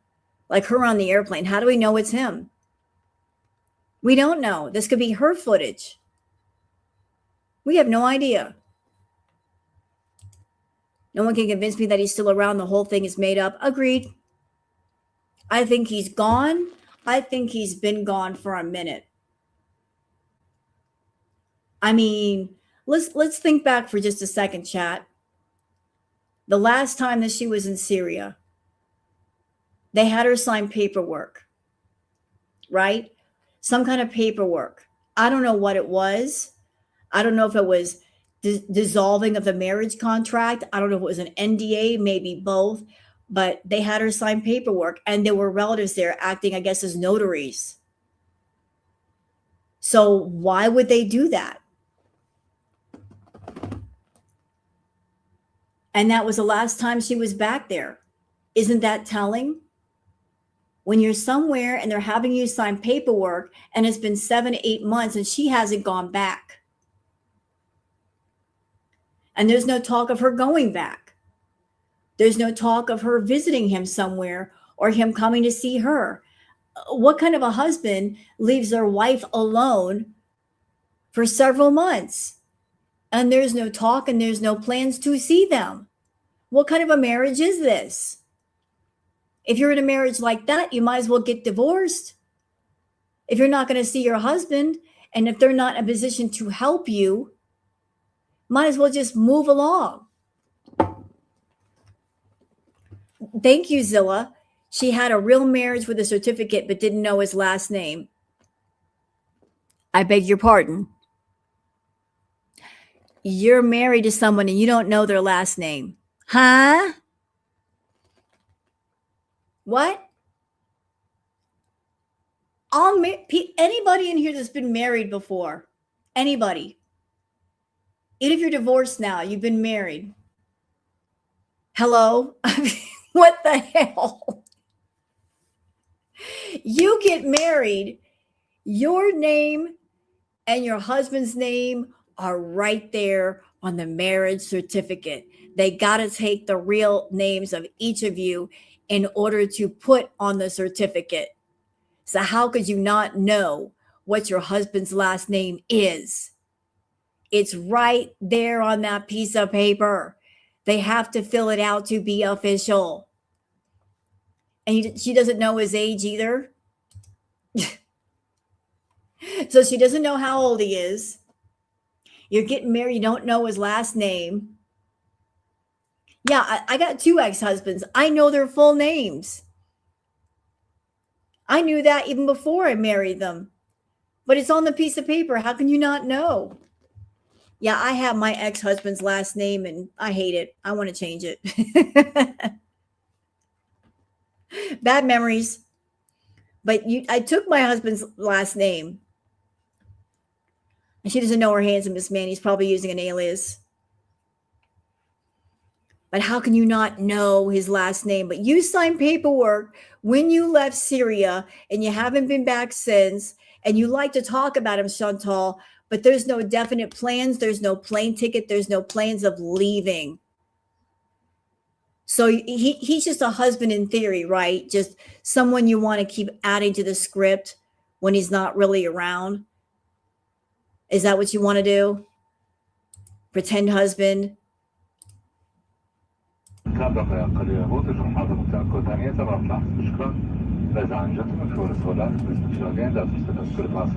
you. So here's Salah's journey on FlyCham.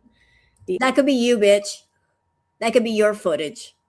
The airline taking him from Kuwait to Aleppo. At the time, he was booked for Damascus, but when he got to the airport, he had to wait a while. There was some issues with the Damascus airport just opening up, so he had to actually fly into Aleppo instead of Damascus.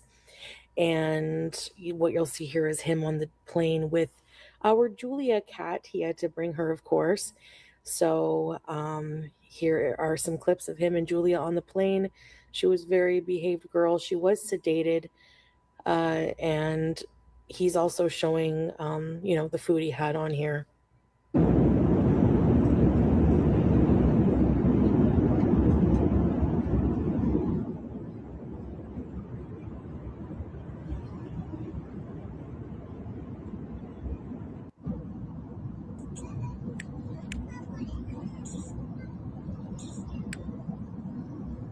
Julia. Big yawn. You know what this feels like? This looks like brief footage that he took on his phone, little clips that he sent her through DMs that she simply pulled together, like stuff that she saved on her phone from like way back when he was trying to continue on with the grift of getting money, and she just put all these little clips together. Like if he expected, if she was supposed to send him money, like here's a clip, see, this is me on the plane, I'm not lying to you, I'm telling you the truth, I'm showing you on the plane with Julia, and I'm showing you that I'm in Syria. But how do we know he's still in Syria? We don't know. He might be in Kuwait for all we know. Like maybe for a while he was sending her clips through messenger services, but then after a while the clips stopped. Or he's only showing her so much because he doesn't want her to know where he's at. She saved lots of clips on her phone. Yep. This feels like little phone clips because they're not very long. Yep, and using Julia to keep her sending money. Because she's also a talking point on her channel. He was going to be in more trouble than she was, and he was running out of charges. He's not in Kuwait. Why is she now posting this footage?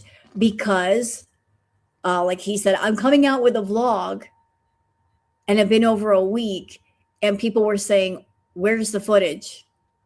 And then she was claiming, oh, I still have to edit it. And it takes you a week to edit 16 minutes. This was basically shut up footage. That's what this is. This was shut up footage. Oh, all this talk about a vlog. Everybody's asking about the vlog. Where is the vlog? This is like a shut up video. Here's the video. Now everybody shut up. Leave me alone. Stop bugging me. She just threw something together and said, this is a shut up vlog. This was not a money-making vlog. It was a shut up and leave me alone vlog.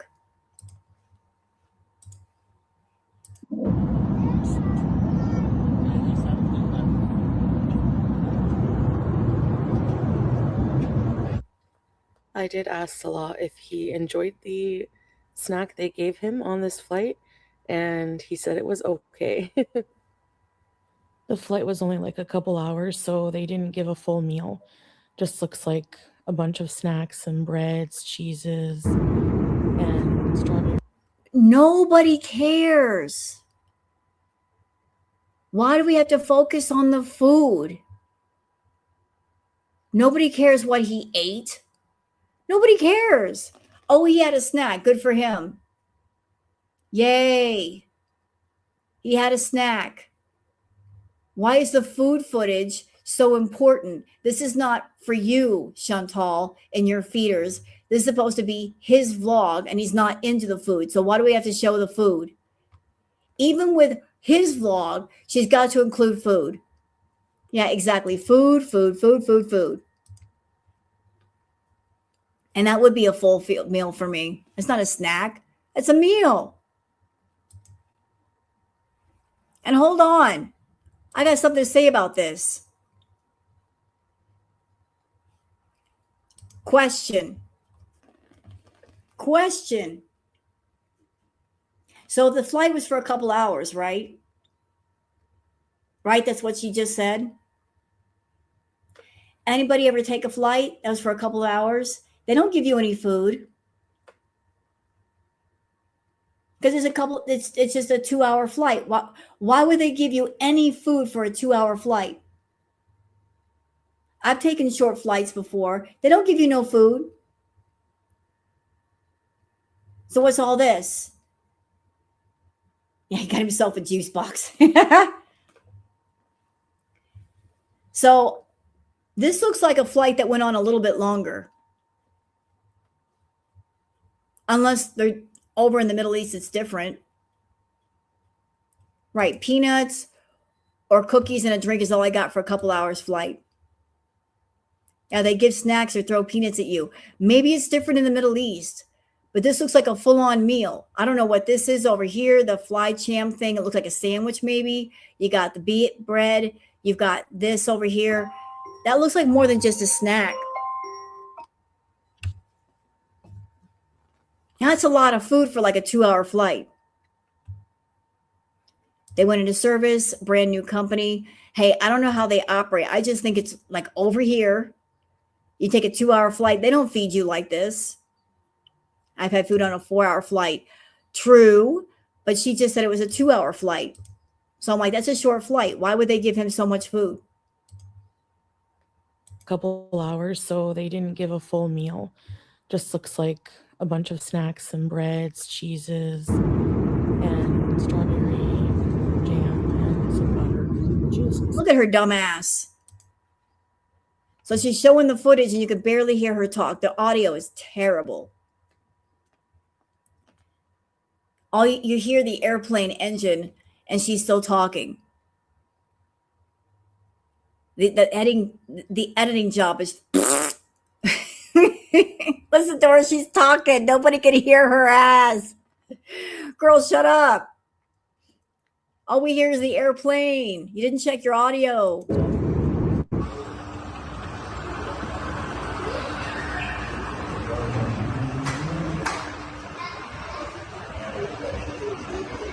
Welcome to Aleppo.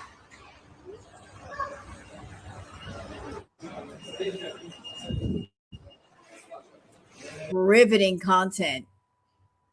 So this is supposed to be for a vlog. And what does he say? Welcome to Aleppo. That's it? That's all we get?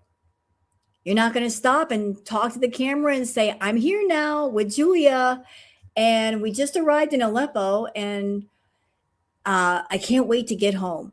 You know, like, really talk it up. Make people feel like they're there. He just says, welcome to Aleppo. No shit. No shit, welcome to Aleppo. That's the best you can do? You're not going to be more descriptive. You're not going to say, I'm happy to be here. It was a bit of a flight. I'm so happy to be off the plane, yada, yada. No, that's all we're going to get. Welcome to Aleppo. Crickets. Gee, you're really killing the vlog game, Salah. You're really drawing people in. You know, like I'm riveting. I'm on the edge of my seat, bro. I can't wait to watch some more. I can't wait. I got to see what happens next. What's going to happen next?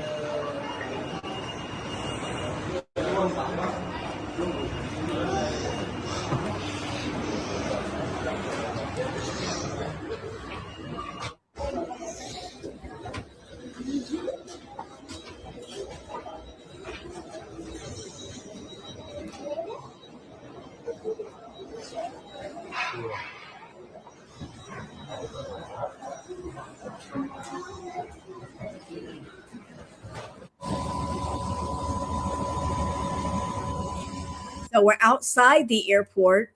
Nothing? You can't talk to the camera? Hey guys, I'm on my way home, yada, yada. No? No? Not a word? No? Nothing? Unbelievable. Between her lousy editing skills and his lack of narration, this sucked.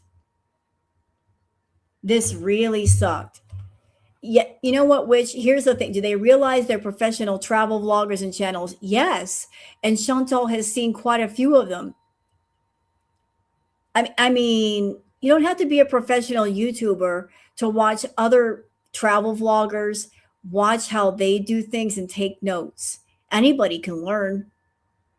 If you don't know what to do or how to put things together or what people are interested in, you can watch other people and take notes and say, oh, this is how they did this, and this. This is how they make their content engaging. This is what's interesting. Oh, I guess I need to show great locations. I guess I need to talk to the camera and describe things. Take notes. 10 years she's had on YouTube. And he's been around her long enough to know how to do things. And this is what they give us. Yeah, the whole Salah arc needs to end. We're burnt out and we're bored. We are absolutely bored. And Chantal don't care because she's not doing stuff for YouTube. She's not even doing stuff for Kick or Twitch. She's not doing what she's doing with the idea of a general audience in mind, like appealing to everybody. She only wants to appeal to certain kinds of people, the fetish crowd. And that's it. She's like, I am just here for them. She even said so. She said, I am just here for 5 people, and that's it. That is all. The rest of you can fuck off. She literally said that. You can just fuck off. I'm here for 5 specific people, and the rest of you can just go. There's the door. So she told on herself right there. I'm here for 5 people, and the rest of you can just go now. You can head on out. If you're not my top donators, if you're not sending me stuff on PayPal, don't care. And vlogs like this make it more obvious that she does not care about the content that she's creating. She's not like looking it over, listening to the audio, adjusting the audio levels, doing the correct voiceovers where there's needed, putting parts in, taking parts out, fixing the lighting, none of that. She's not caring about what she's doing. She's just throwing stuff up, and whatever money it makes is whatever it makes. And she wonders why she's hurting for money so bad. Hey, Chantal, if you want the reward, you got to put in the work, and you've got to take pride in your work. You've got to do something and then stand by it. You got to stand on it and say, I am proud of what I did. I worked hard on this. I want people to know that I worked hard on this, that I put a lot of thought into it. And because I put a lot of thought and work into it, that it's going to translate well. I've heard the term AI slop. This is just slop. Straight up YouTube slop.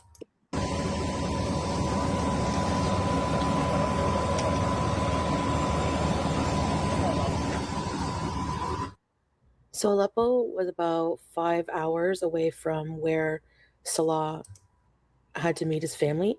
So he had to take a kind of a long bus ride to where he was going. So this is the travel that you're seeing here. And why can't he narrate this travel? Why is it you? It's his trip. It's his vlog. What are you doing talking for him?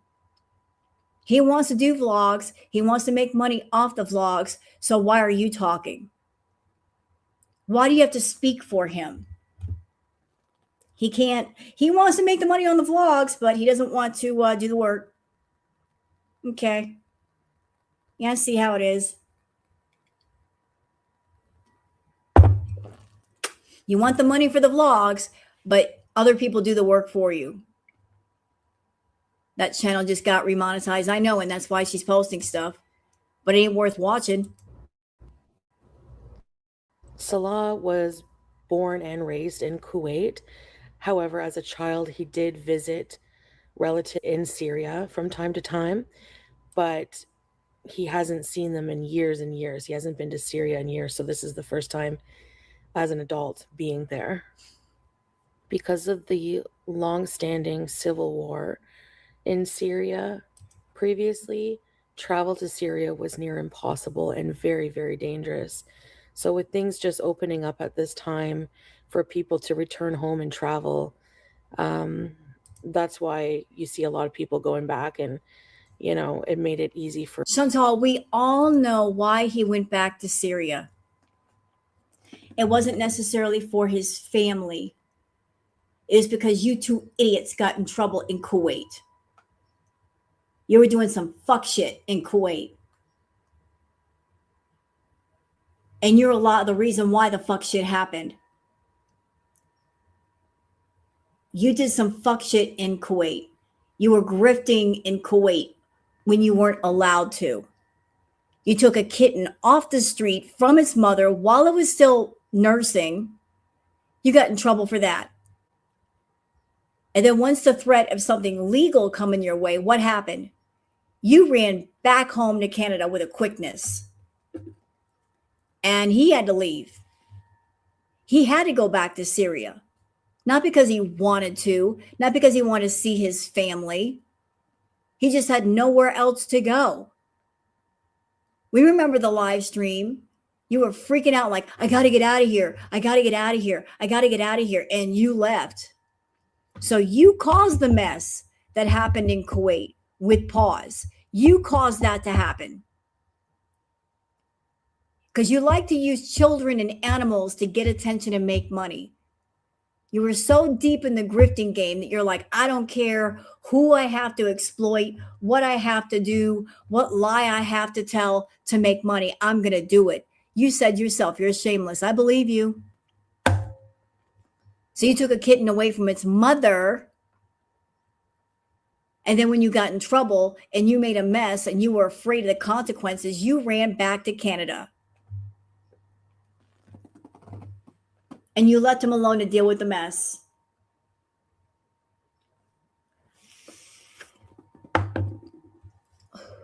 And I agree, Liv.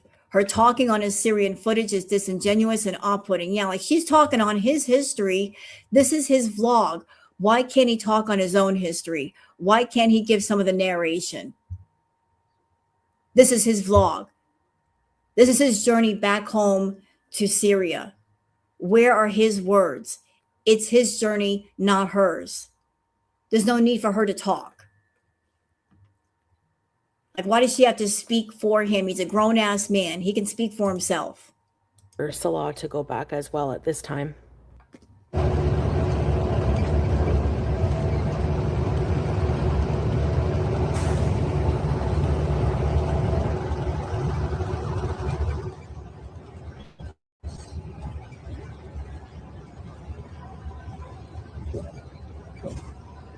Okay, all of this footage does not need to be here.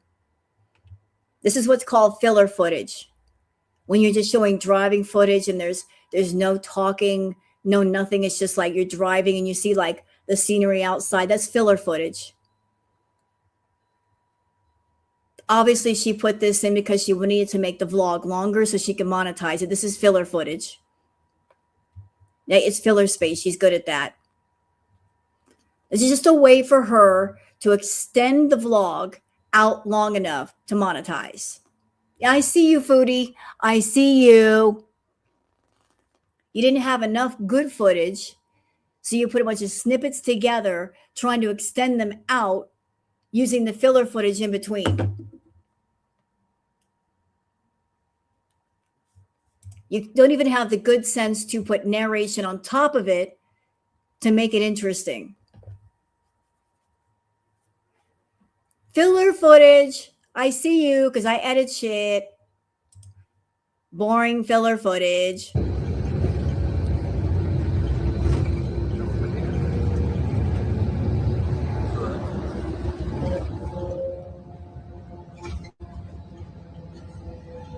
And he could have made this interesting. You know that? Okay, if he's on a train, he could go somewhere in the train and talk to the camera. Hey guys, I'm on the train, yada, yada, yada, yada. And easily given Chantal 5 minutes of good footage. Just 5 minutes. Go in the back of the train in a corner somewhere and talk to the camera. I'm sure there's got to be a space where nobody is at. And filmed it and sent it to her. It would have been better than this shit. Rather than, oh, I'm just going to film stuff outside the window.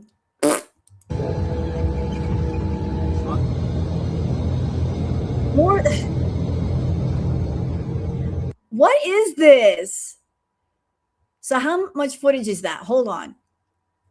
Okay, I'm clocking it. So we're starting out the footage at 5:50.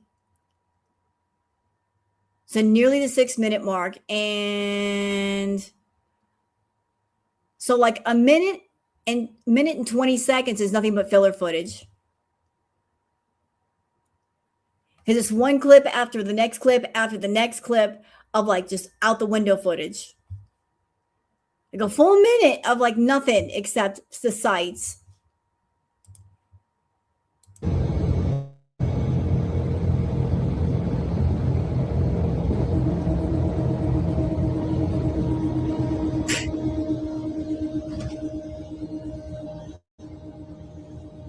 fuck's sake, man, say something.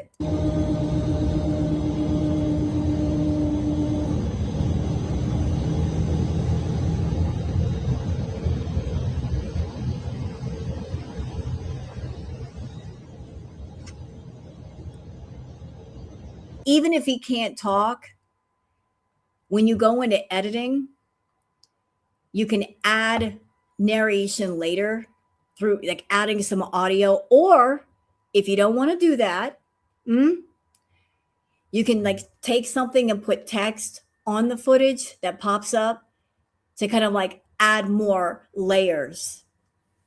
There's all kinds of things you can do to make this interesting. You can add music, you can add text. If you can't physically talk, you can go back in editing and add stuff on there, like something that you can read as it's playing.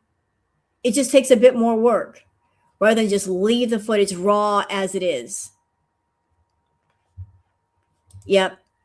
Seems like repetitive old footage to me, like they were driving together. Yep. AI sounds, anything at all. Next video will be a cartoon drawn by Foodie. I would not be surprised. This is the very famous Al Hamadiya Souk in Damascus, which dates back to the Ottoman era. It's very old and very popular. You can get all kinds of treats here, all kinds of things. This bitch, again, with the food. With the food. Is this his vlog or hers? This is the kind of stuff that she would film for something for her, not for him. It's supposed to be about his travels. And she's like zeroing in on that food. We gotta point out the food. You can't walk past the food. This feels like her vlog versus his vlog. I've probably seen this before. I think we have. Gotta point out the damn food.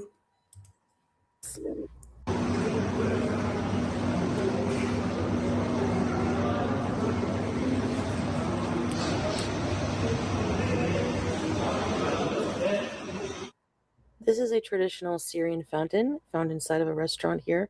I'm going to show you Salah's waterfall that he built by hand. I like it. You know, I got a sneaking suspicion that a lot of this footage was stuff that she did. Maybe when they were in Syria, places that they went to, and she's trying to act like he filmed it when it's actually her stuff. Because hold on a second. Let me look at something real quick. I'm at 6 minutes, 59 seconds.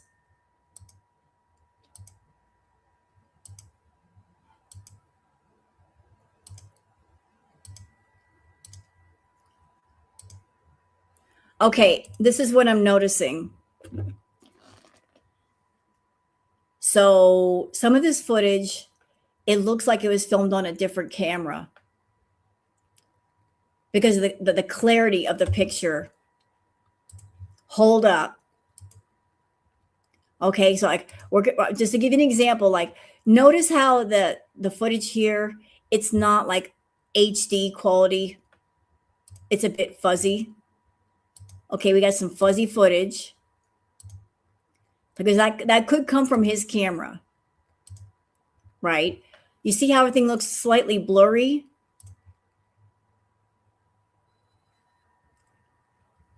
Also be the time of, look, yeah, it looks kind of grainy. All right. So it's kind of like not HD. But then suddenly the camera quality looks better here.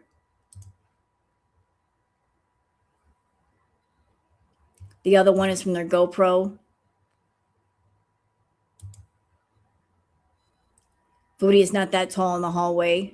Yeah, that's what I'm saying. It could be some of his footage, stuff that he sent her. But I'm just looking to see if there are any clips in here that she added from her that are not necessarily from him. Yeah, what happened to the GoPro? That's a good question. They said that we need a GoPro.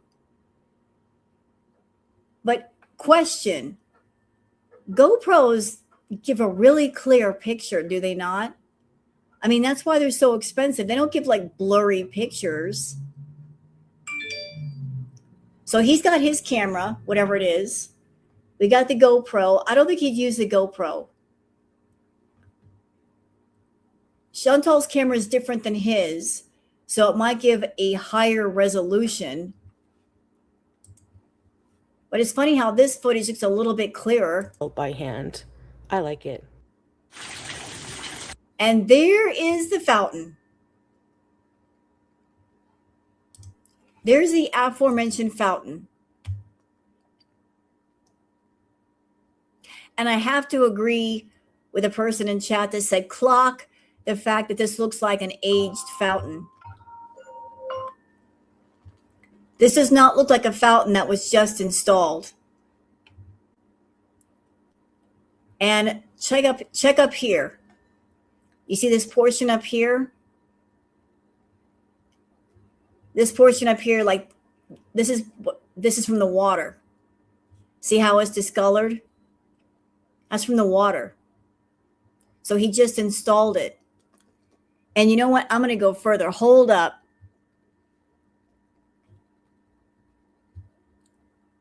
So this was just installed, right?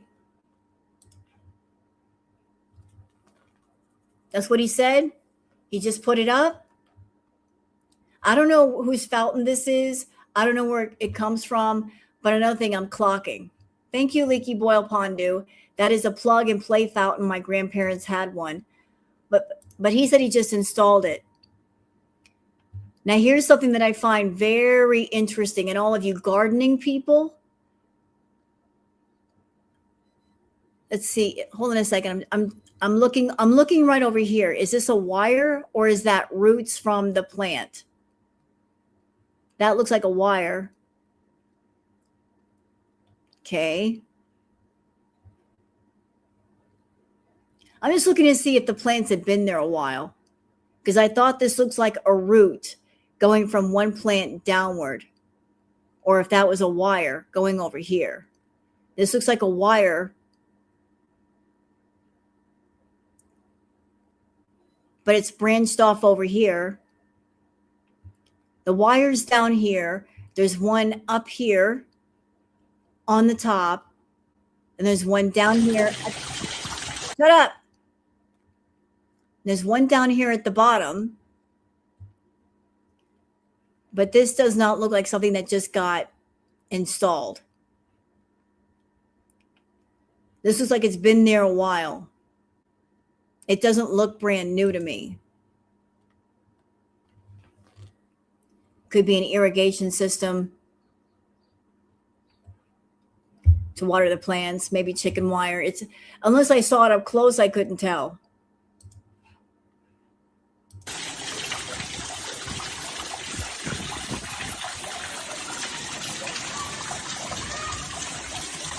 Okay, now we're getting close. Okay, it is a wire. I see the wires right here. I was just like, looks like roots of a plant, but it's actually the wires. He put some lights around it, the string lights for at nighttime, but there's plants and there's some nice fish inside of it as well. That's kind of cruel.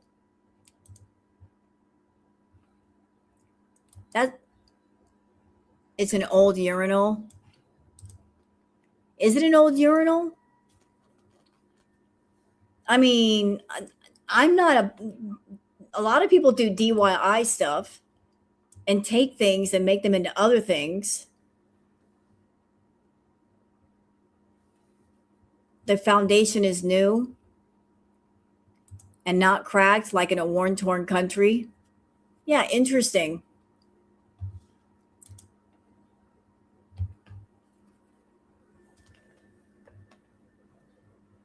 It has built-in shelves.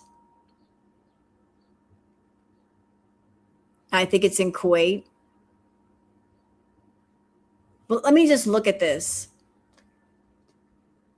I'm just looking at this stone really quick. I'm examining this thing. Don't judge me. Here's my question. So if he was in Syria, there's been a lot of conflict in Syria, a lot of it. A lot of dangerous conflict over there. If you're somewhere and there's dangerous conflict, why would you build a fountain in your home? Why would you spend the money to build a fountain? For what reason would you do this? Knowing that you'd have to leave your home at whatever time.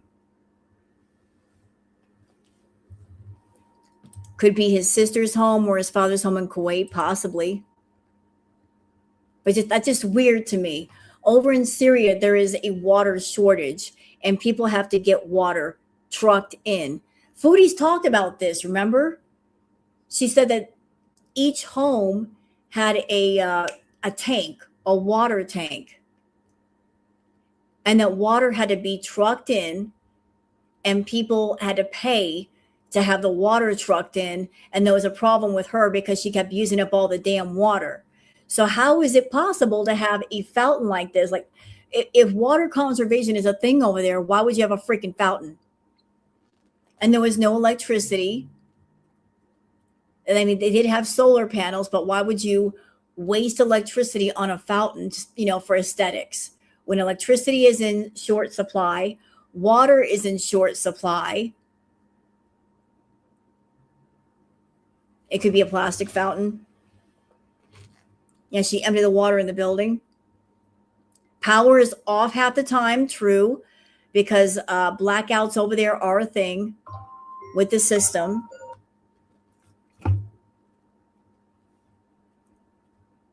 Hello, Darcy. So, none of this makes sense. This could be somebody else's fountain. We're seeing the fountain, but we're not seeing where the fountain is. This could be anybody's fountain. It could be his auntie's fountain. It could be his grandmother's fountain. It could be his dad's fountain somewhere. This could be a neighbor. We don't know. Just because we're seeing a fountain doesn't mean it's his and he built it. This could be somebody he knows. He could have found someone with a nice fountain and thought, let me take some footage of that real quick. And that way I can get more money out of her by telling her I'm building a fountain for her. I mean, he could be scamming her too. This guy is making a traditional popular Syrian drink called tamarindi. It's made from tamarind. And as I recall, who do we know that likes fountains? Likes to sit on fountains, likes to show fountains. Foodie. That could have been her footage. Like, oh, there's a pretty fountain. Let me go look at it. Let me take some footage of it. If she see a pretty fountain, she's going to take pictures of it. This could be her footage. It could be her footage, not his. Maybe something that she got somewhere and she thought, oh, I'll make this a big talking point on my channel for a while. I filmed this long ago, and then later on I could take the footage that I did before, bring it back and act like he did it. That could be Nora's fountain.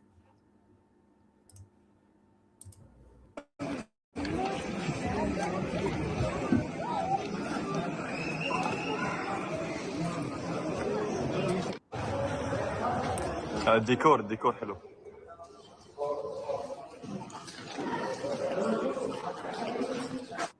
This is the Syrian. More fucking food. Really? Really? Really more food? It's not his vlog anymore. It's hers. What is this? It's not even his vlog anymore. It's her vlog.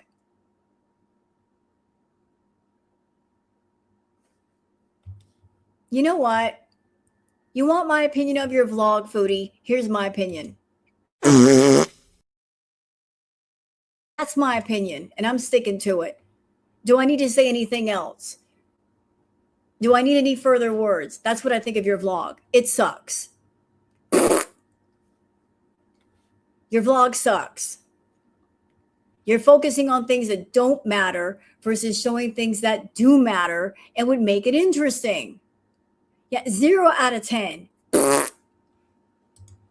I'm not even like all the way there or halfway in the middle, and that's how I feel. Version of candy floss.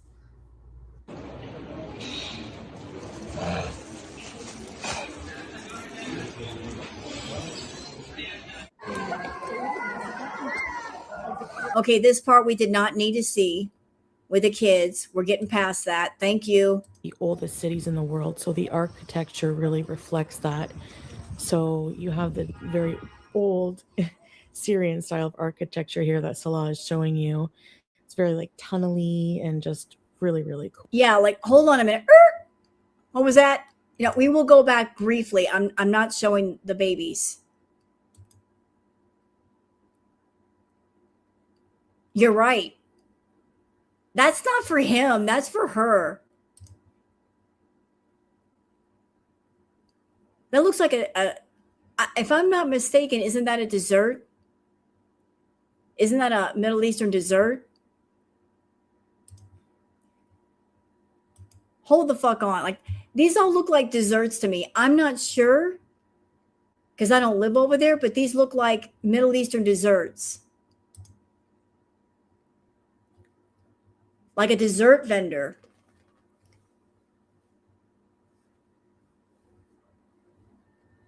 These all look like desserts to me. Tunnels. What is tunnely? Is that a dessert? Is that the name of the dessert? It's Arabic sweets. Thank you. Can somebody please tell me the name of the dessert? Does anybody know? Much like halva. Thank you very much. I try it. It looks good. It looks like maybe pistachio nuts on something. But he's getting a lot of it for one person. And he's not really a sweets kind of person. The sweets were for her, not for him. Like she was the one that was, give me some sweets. No, he's not buying them for himself. This has got to be old. Creamy and fresh. Oh, thank you, Escaped. I love the fact that you're giving me this information. It's a shredded version of halva, but I can't recall the name. I've tried before. So this is not recent footage. Turkish nougat or halva. Got it? So was this footage done perhaps when she was there? And it's being recycled back, like he had to go out and get her sweets? And he filmed it? Well, question chat. Listen, we all know that when Foodie was around Salah, when she was physically there, she would have him FaceTime her. Like he had to show her exactly where he was and what he was doing. So if she sent him out on a munchie run, could this be footage from that? Well, you're welcome, Escaped. Like if she's like, well, what are you doing? Where are you at? What are you getting me? Brr. And he's like, hey, I'm going to turn on my phone and I'm going to show you what's here. What do you want? So by FaceTiming her and showing her desserts, he can say, what do you want? And she can pick out what she wants. To me, that just makes sense. That, she had a little sweet craving. He had to go out, find a dessert vendor, find a bunch of stuff, and say, what do you want? Because he's buying a shit ton of it. Yeah, what the hell, man? Buying all that for her. The fuck? Look at all that.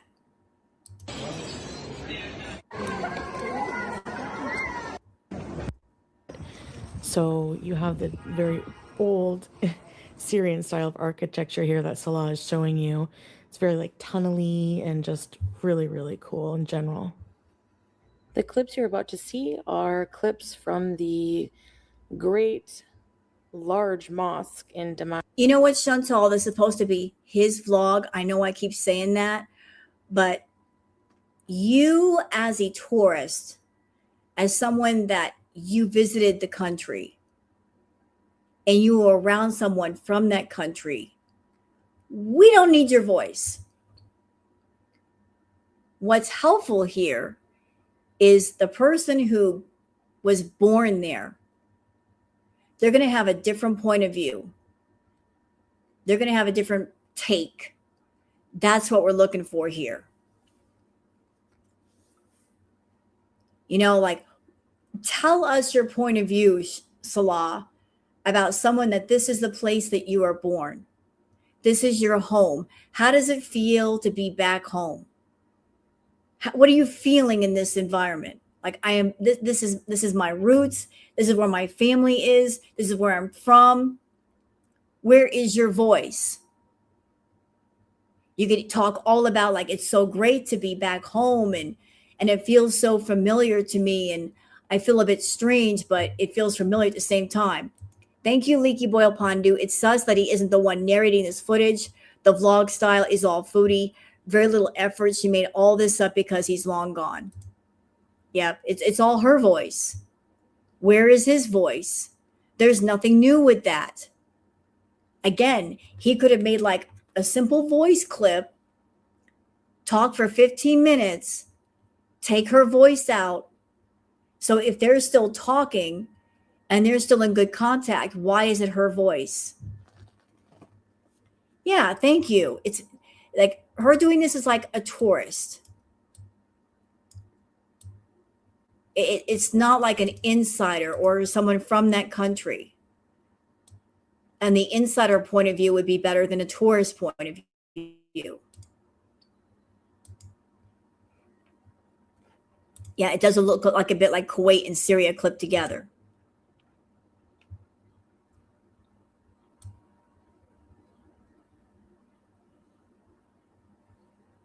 Yeah, you know what? It's not weird that he's not around. It isn't weird. It is not weird when you think about the fact that when she left Syria, I think I'm going to stand on this hill and I'm going to roast a marshmallow and set up a tent. I think when she left Syria, they were done. She signed paperwork. She came back and she hasn't been back since.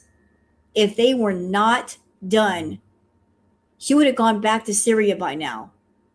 Obviously, something happened that she cannot return back, whether it's her health or the family has said, we're done with you, bitch, goodbye. But she cannot be away from the men in her life for long. So why has she been away from Salah this long? Remember back in the past when they were around each other? She would be in Syria or Kuwait most of the time and only come back to Canada for as little amount of time as she was supposed to. Like be back for 2 or 3 weeks and then go right the fuck back over there. So why has it been like 6-7 months? How could she go this long?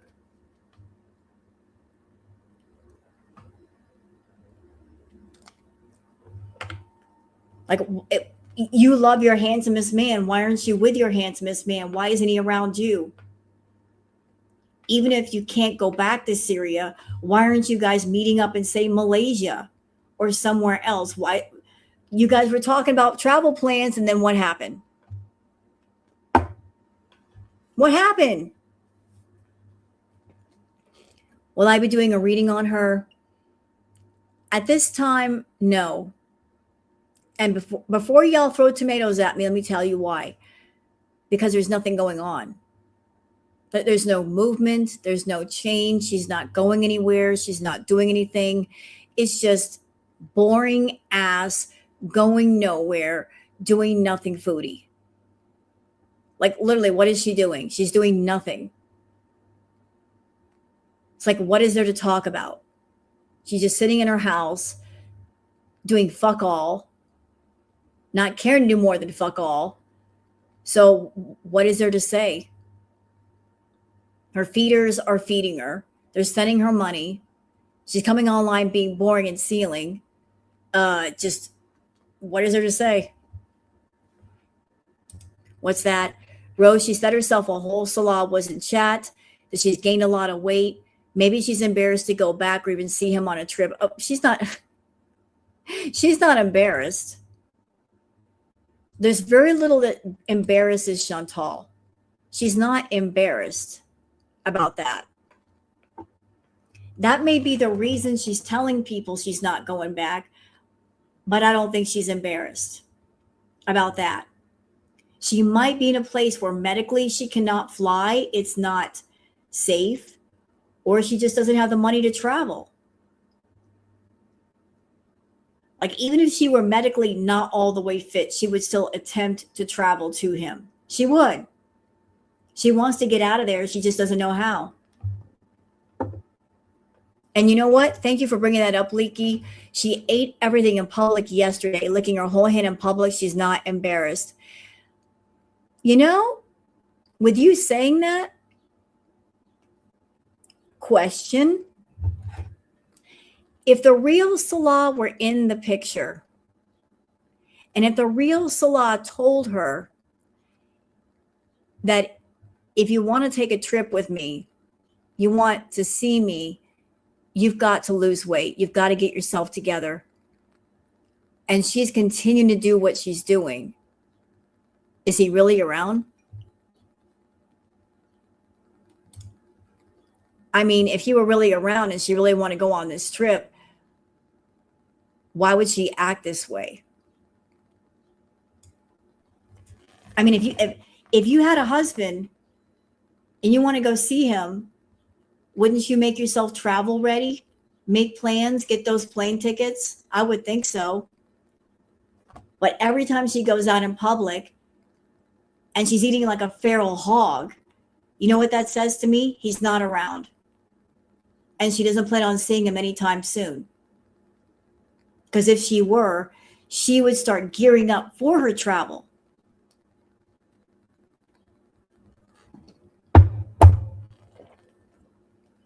I mean, you want to travel? You want to see your man? Then why aren't you like working towards that? Where's Sheila? I don't know. She can stay away if she wants to. Like, she doesn't have any clothes that fit to go anywhere. Or is a big problem. She's clueless. I know.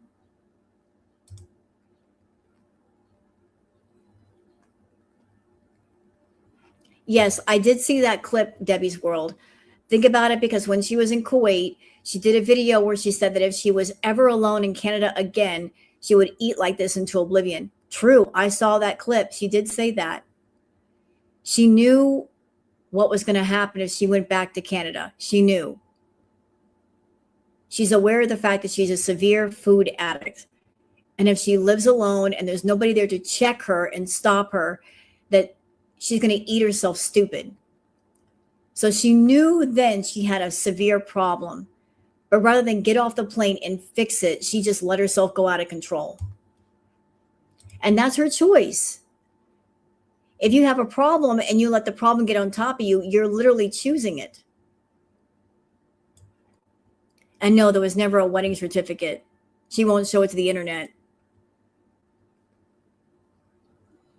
We never saw a marriage certificate. She's afraid to show it to Girl World, because even if it were in Arabic, we got people in Girl World that can decipher it and see what's going on. She doesn't want to show us.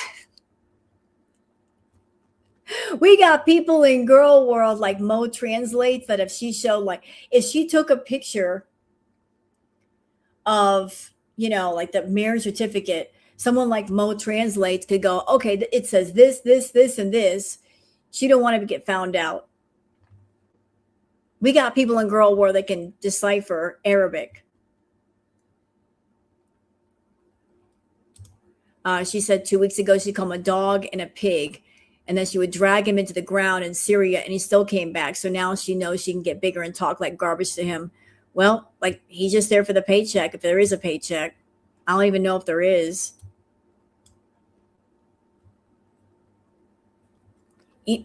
As far as Foodie's marriage, I'm just going to say it.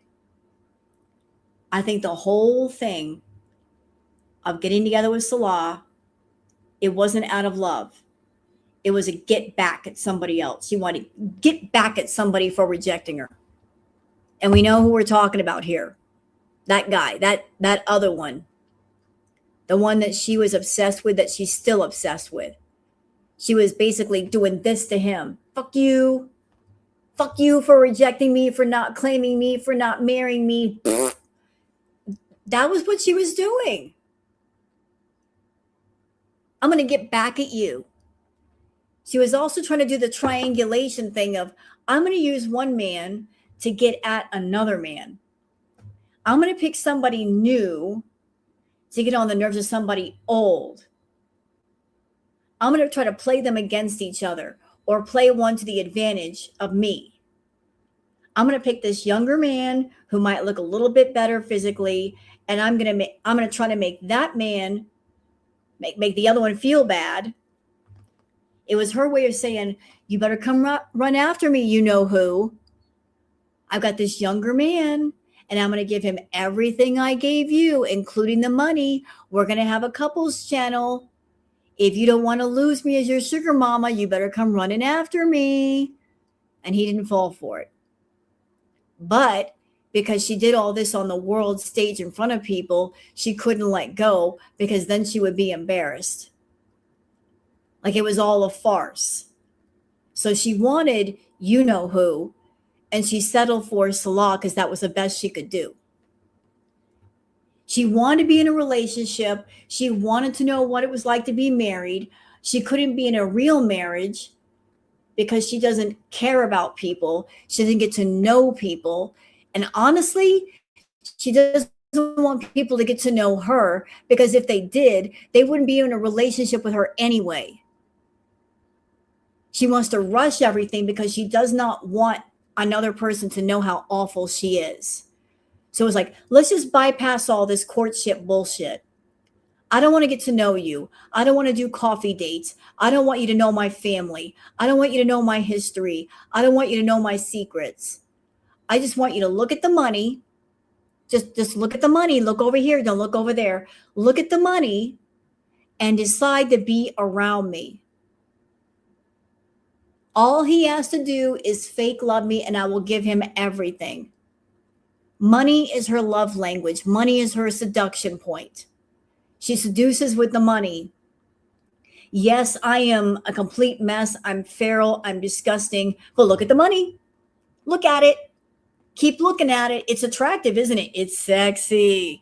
It's so sexy. Woohoo. Look at those dollar bills. Don't look at me. Look at the money. Just keep looking. Keep looking. And she looks for people that are financially hurting. And they start thinking about, if I take this money, how much better their life would be financially.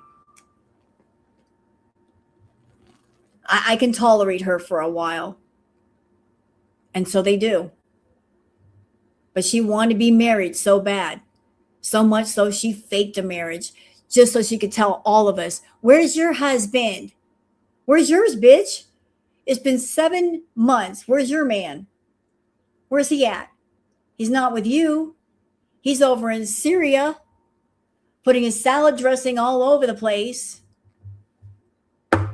But you're not getting it. You're not getting it at all. It's somewhere else, far away from you. You'll never see it or hear from it again. Not for you. He ain't doing nothing for you. He's not taking care of you. He's not around you. He's not going to be around you. You're not going to be around him. This whole marriage thing is stupid. It's time to let it go. It's dumb. It's just a stupid talking point. Yeah, don't talk to me. Listen, Chantal, if you were in Kuwait and you kept catching him looking at other women, talking to other women, and even in Syria, you kept catching him, do you think that he's being Mr. Faithful now? with you thousands of miles away. Do you honestly think that? This is not a monogamous man. He likes attention as much as you do, from as many ladies as possible. He's for the streets. He's running the streets. Alley cat he is. Running around, knocking on doors, jumping into beds. He's a summer man. You know, some are his, some are hers, some are everybody's. He's a summer man. He belongs to everyone. He don't belong to you. Old Damascus, called the Umayyad Mosque.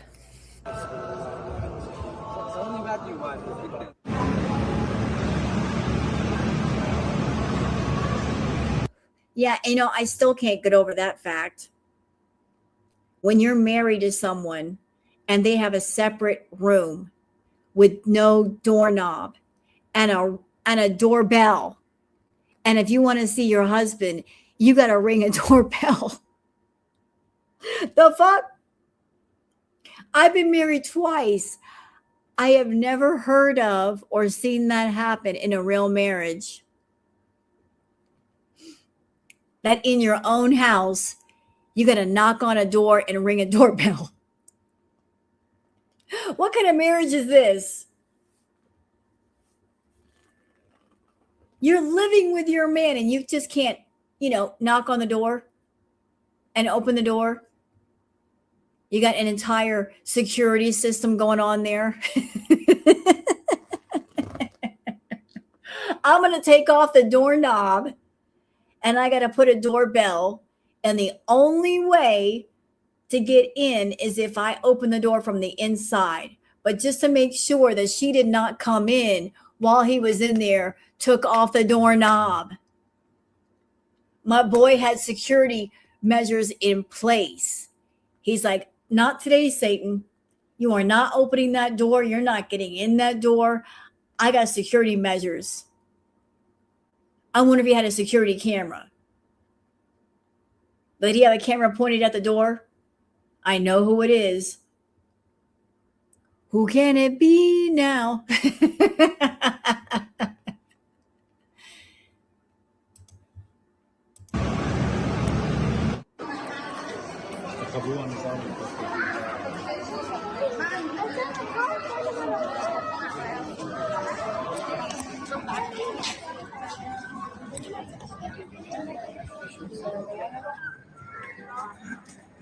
She never snuggled with him. I'm sorry. No, that never happened. She never snuggled with him. Let's think about the facts, chat. Salah stands what, 6'2"? He's a tall drink of water, is that one. He's a tall boy. 6'2", right?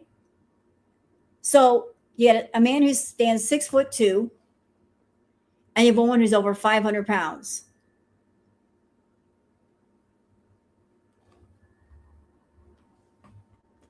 For them to have a bed big enough to accommodate the both of them, they would need a king size or a California king. I used to have a California king bed.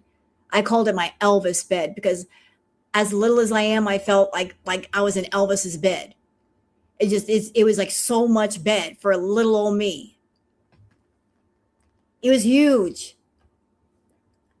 But they never had a king size bed. Chantal herself would take up an entire queen size bed. So how could they snuggle together if they didn't have a king or California king?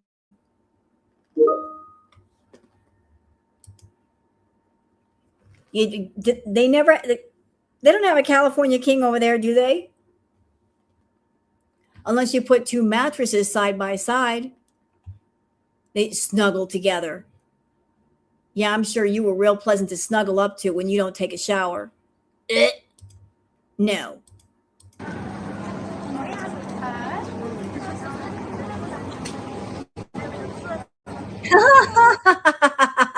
What the fuck? She laid at his feet? Not possible. No. No. Laying at his feet. Sure, you laying at his feet. That sounds comfortable as hell. How big was this mattress? So I'm trying to picture this, chat. Help me, help me, help me. You got somebody who's 6'2", and I have friends that are like over 6 feet tall, and they have trouble finding beds to accommodate how tall they are, because a lot of times their feet hang off the edge of the mattress. That's a problem when you're tall. You're trying to find a bed that you can lay comfortably. A lot of times your feet are going to hang off the edge. So this guy's tall and trying to find a long enough mattress to accommodate you. And then on top of that, there's got to be enough room to accommodate somebody as big as Chantal to lay at his feet. Does this mattress stretch from one side of the room to the other? Because that's what you would need. I don't think they ever slept together. She's too gassy. Nope. Hubby is 6'5". Even California Kings, he sleeps diagonal. Yeah, see, there you go. I have a friend who's like 6'4". He's gorgeous. And he has trouble finding beds to sleep because he's so tall. Yep, my son is tall. Had to get a special sized one. Custom made? I don't doubt it.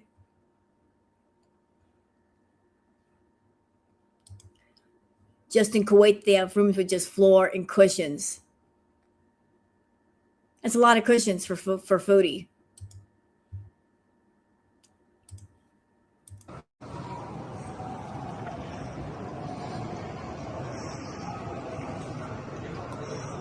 Hey, you in the chat. I'm talking to you. Nirvana, hey, listen. Nirvana, listen, it is far too early to put that picture in my head. How dare you? I do not want to think about that either.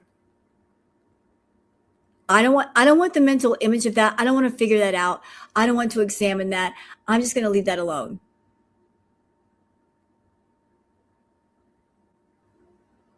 The mathematics wouldn't work anyway. The physics wouldn't work.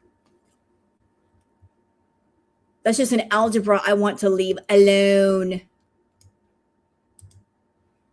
Okay? Math is not one of my favorite subjects. And now you know why. I like words. I don't like numbers. I don't like her numbers. But square peg, round hole. I don't want to think about that. No.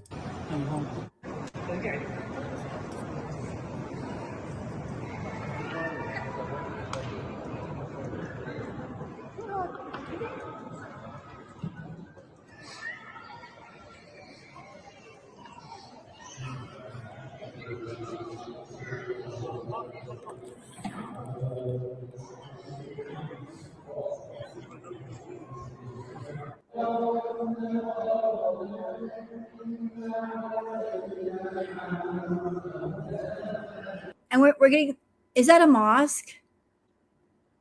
That looks like a mosque. Should he be filming in a mosque?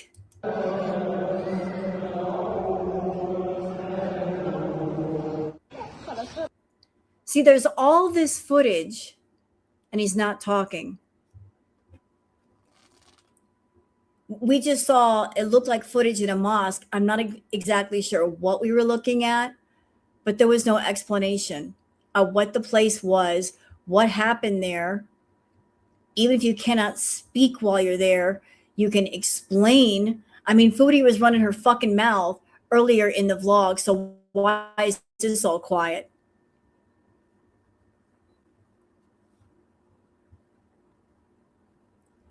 Why is everything quiet all of a sudden? I am thinking this might be Kuwait footage when she showed her around when he first came there, the mosque. Again, and I'm going to keep clocking this. I'm going to keep pointing it out. For some reason, these different pieces of footage, it looks like some of it came off of her phone and then some came off of his, because some of the footage that we've seen was kind of blurry, different resolution on the camera. And yet this piece right here, clear as a bell. Higher resolution. Like it came from a better camera with like a better camera attached.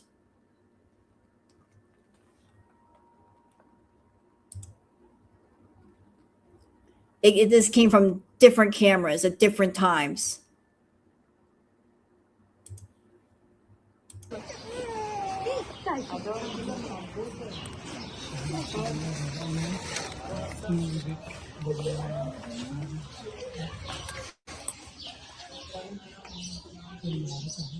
Hold on. Back up. Okay, I'm just checking out. Oh.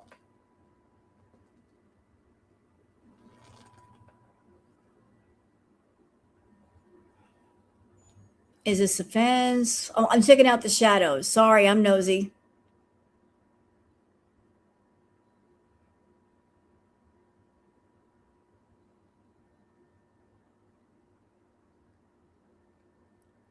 So it looks like this is his shadow right up here. But it looks like there's somebody next to him here. And I think this is... Okay, stop. Go back. No. Go back.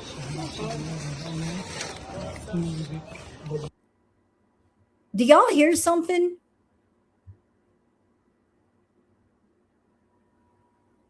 Who's talking? That's not Salah. It sounds like a woman. That's a woman's voice. Listen. Hold up. Listen carefully.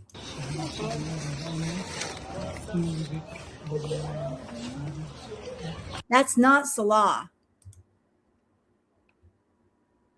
That is a woman's voice.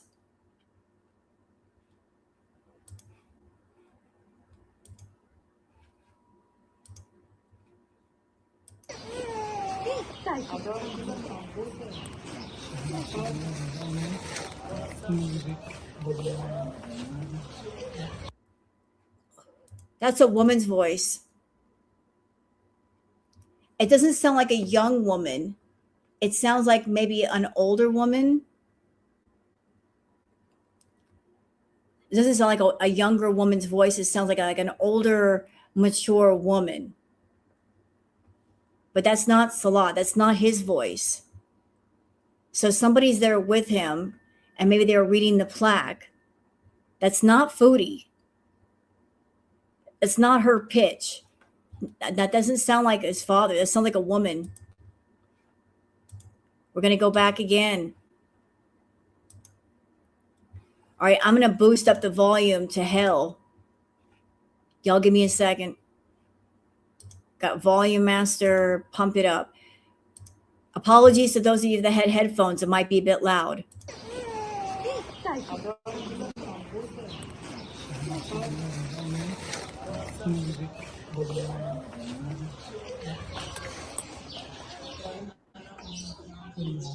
Yeah, there's two people. It is full screen. I have it full screen, darling.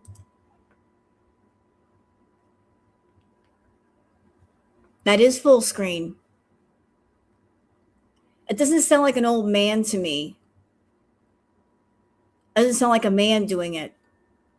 This sounds like a deeper woman's voice. One more time. Then we'll move on. Like, okay, like there's somebody. Here's Salah in the middle. We can see his shadow very, very clearly. He's like 6 foot something. There's something over here. Let me slow this down a bit.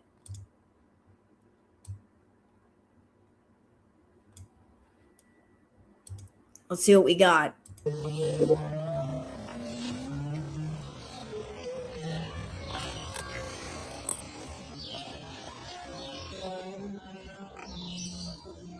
To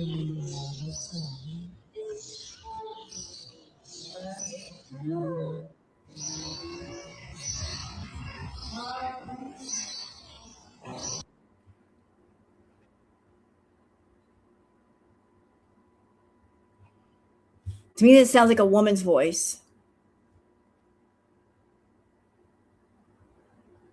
I know there's lots of people around. You can hear children in the background, true, but I heard a woman's voice. I don't know who she is, but it was someone standing directly next to him. She leans forward to read the plaque, and that's why her audio came up a little bit clearer for just a second. Like she's reading, she's got the phone. She's got the phone because her audio was in the background, and then it's like she had the phone or something, and she leaned forward to mumble and read for a second. That's the Turkish flag. That's Turkey. So he was in Turkey. So this is not necessarily footage from Syria. If this is a Turkish monument, would this be in Syria?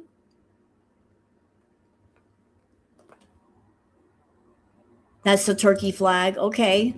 What's written on the tombstone? I don't know. She was in Turkey. I can't read Turkish. I don't know if they would have Turkish monuments in Syria. It could be a Turkish monument in Syria.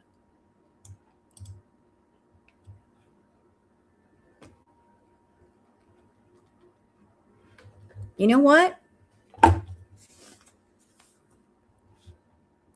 Give me a second.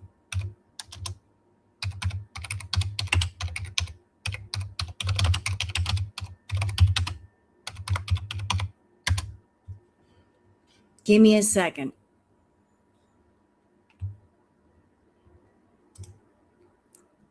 Okay, so we got the tomb of Suleiman Shah. To understand the significance of the Turkish monument in Syria's grave, consider the following points. The monument commemorates Turkish soldiers who died during conflicts in Syria. It symbolizes the historical ties between Turkey and Syria. The site serves as a reminder of the ongoing geopolitical tensions in the region. It reflects Turkey's military presence and influence in northern Syria. The monument is a focal point for local and international discussions on territorial integrity. It may also attract visitors and researchers interested in military history and regional politics. So we got some images here. Let's see what they look like. That's where he was. He went to this monument. Let's see if I see anything familiar.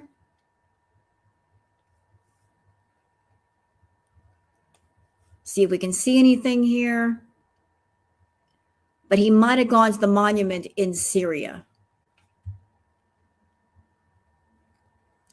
The images, okay, I'll show you. Let me just get out of here for a second because the blog is trash anyway. Okay. So like here are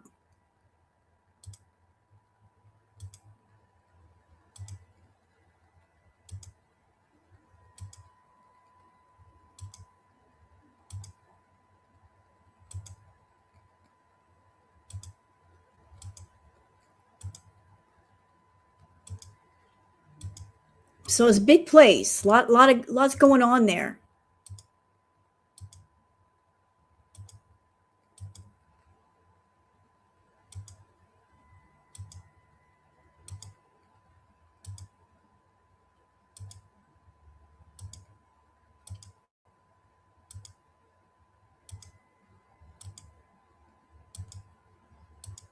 Looks pretty extensive. Why not more footage of this place? It could be because certain areas you can't film. I don't know if it would have been disrespectful to film certain things. Like I'm not over there to know, but when it comes to like war memorial things or conflict things, there might be areas that they discourage the use of cameras or filming, or he might have gotten in trouble. I'm not sure.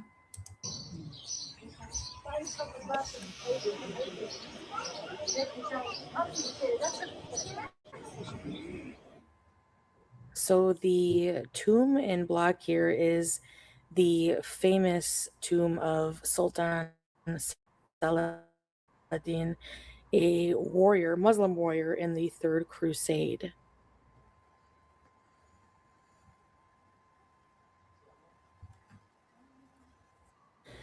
Here, Salah is at an entertainment city. So this is the Six Flags of Syria. Okay, I'm clocking it. The footage looks different here. The resolution looks different. They have these little entertainment cities in various cities, but it's basically just mostly kid oriented. They have little rides and games and, you know, booza, which is Arabic for ice cream. And this could be old footage from, like, remember when Chantal went with Salah to this? Didn't they go to this?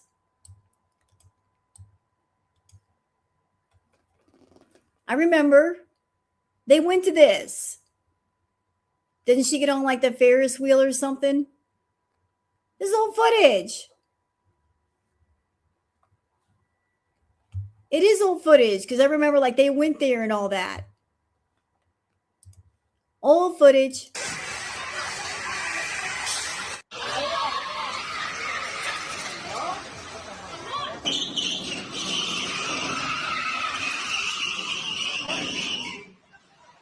That looks scary. You know what I call a ride like this at the fair? This is a fuck that ride. You walk up, you look at it, you see how it works, and you're like, fuck that. Nope. That looks like a Pukatron. I'm out. That is not something you ride after you eat a bunch of food. You walk up and go, nope. That's a nope ride. Nope. Nope. No, I don't want to get sick. No, thanks. I'll pass. You want to ride? You go ahead of me in the line because I'm not getting in it. Nope. No, thanks. Not for me. This is a clip of the beaches in Latakia. So beautiful. This is just a clip of the ruins, the ancient ruins that we did a video on. Like, again, there's no continuity here. So we go from the memorial over to the carnival thing to the ocean for like 3 seconds. And now we're doing the ruins. Huh? How do they all fit together? There's no transition here. Yeah, cut clip from a prior video. She just told on herself, did she? Let's go back. I want to see what she did. What'd you do? Talk to me. There we go. Yeah, so beautiful. This is just a clip of the ruins, the ancient ruins that we did a video on. Oh, wait a minute. Oh, bitch, I just caught an editing mistake. I just caught an editing mistake. I heard it. Did y'all hear it? I heard it. There was a bit of music. It was a clip that she had music on. That was an editing mistake. Listen, let's go back. That was an editing mistake, bitch. The clip of the ruins. You hear that? Let's play it again. Beautiful. This is just a clip of the ruins, the ancient ruins that we did a video on. Not only that, but hold on. There was another mistake, bitch. Ooh, I can't believe I'm doing this. What's this? What's that? Huh? What's that? Do y'all see that? Look. Back to 12th century in Syria. That's from one of her videos. And there was music. She clipped that off a video. What was that noise? The music. Music that she added to a vlog. Oops. So you added the text to an old vlog. See? Up here. It's still on his page as a short. When was it posted?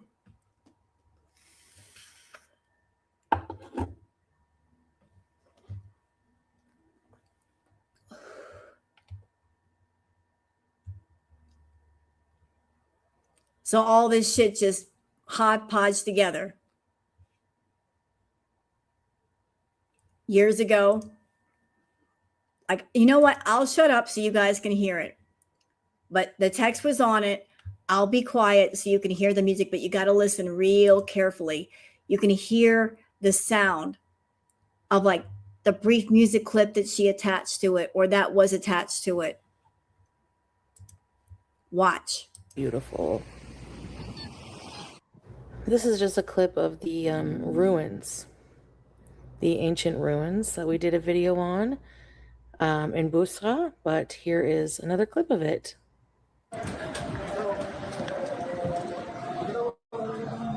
Yeah, that was an editing mistake. Professional YouTuber. How is it that I'm like not even, I'm at like 6,000 subscribers and I edit videos and I can spot that shit. I can clock it. And yet she can't, and her channel's bigger than mine. That when you're listening to a clip and you can hear music, you can't just go in there and clip that part out. You can do that, you know, because the video part shows up in one window on an editing program and the sound comes up below it. And you can edit stuff out that way. You can clip it. You can delete it out and then stitch it back together. That's what I was kind of doing this morning for like the Spicy Rose intro. I was like layer on top of layer on top of layer on top of layer. I went into canva.com. First, I went to Pixabay, found like the flame video, and then I took it, I downloaded it, went over to Canva, uploaded that, put it on the window, added the emojis, added all the different effects to it, layered everything below it, downloaded that, then went it over to my editing program, took that 30-second clip that everything put together, stitched it all together for like 3.5 minutes, then added the music, put it all together, done. I can do that, but she can't do that.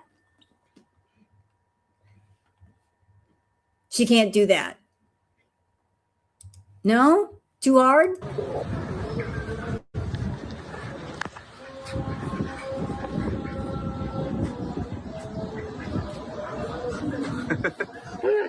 Bismillah.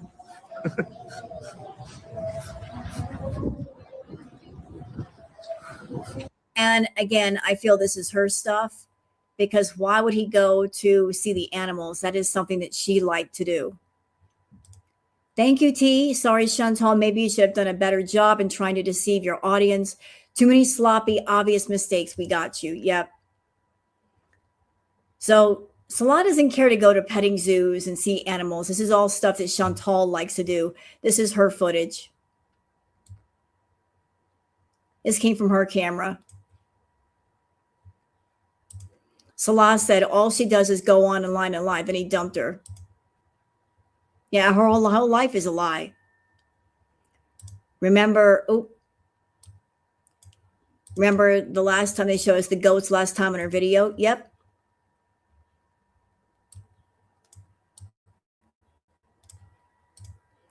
But this is her vlog, not his. Showing the food, showing the animals. What parts of this are his and what parts of this are stuff that she likes? It's supposed to be his vlog, not stuff that's centered around you.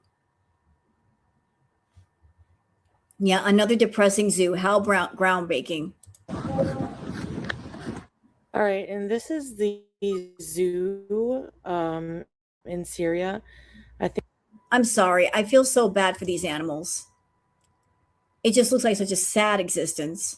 So sad. Ugh. I can't. it's in Damascus or near Damascus. Like this beautiful, beautiful wild animal does not need to be in this cage. They deserve to be out in the wild where they belong, hunting, being happy. And you put this thing in a cement cage. How dare you? Don't come for me. I know some of you don't agree with zoos, but I don't. Look at these bears, these poor things. you know, it is what it is. Everywhere has them. So, But you know what? Salah But you know what, Chantal? This is supposed to be the vlog that took you a week to edit. So you had to include this disturbing ass footage. Like you couldn't leave it out. Of course not, because you need the vlog to be 16 minutes. So let's include some very depressing footage of animals in cages, right? Because that's just like the thing to do. Hello, Girl Scout. Like, to the zoo and wanted to show you what the zoo is like here. I know it's super weird to see oh no. cats and dogs in zoos in the Middle East. Why are they putting cats and dogs in zoos? For what reason? Is it a cultural thing? I don't know, but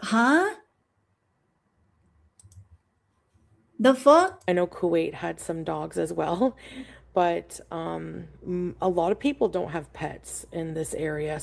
A lot do, but it's not like here in the West, you know. So long-haired cats are, you know, seen as something exotic and I guess zoo worthy. But it looks like they have a pretty big area to run around. They look fed and happy, so. I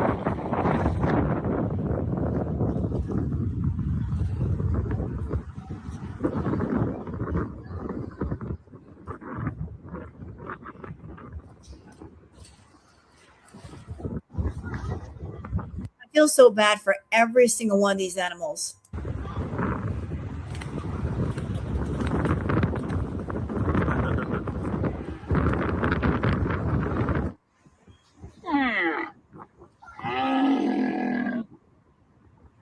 Why are the camels in a cage?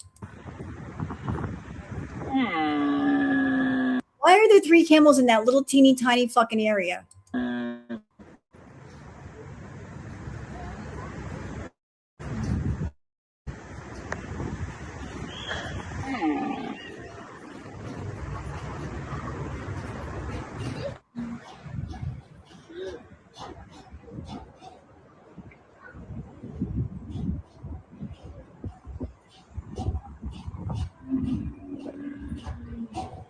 Oh, now this is just lazy. This is just lazy. So talk about stretching out a video. So we're going to include lots of animal footage, one animal after the other, just to make it long enough to monetize. I'm going to show you this, and then that, and then this, just showing them in cages.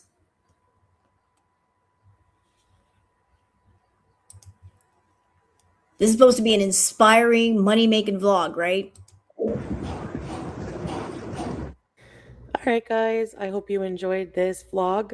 Even though Salah and I are not physically together right now, we're in our own countries. You're not together right now, and you're not going to be together. You're never going to see each other again. Ever. When a channel is monetized, doesn't it have a join button? Yes. Yeah, where the random ducks come from? What's that about?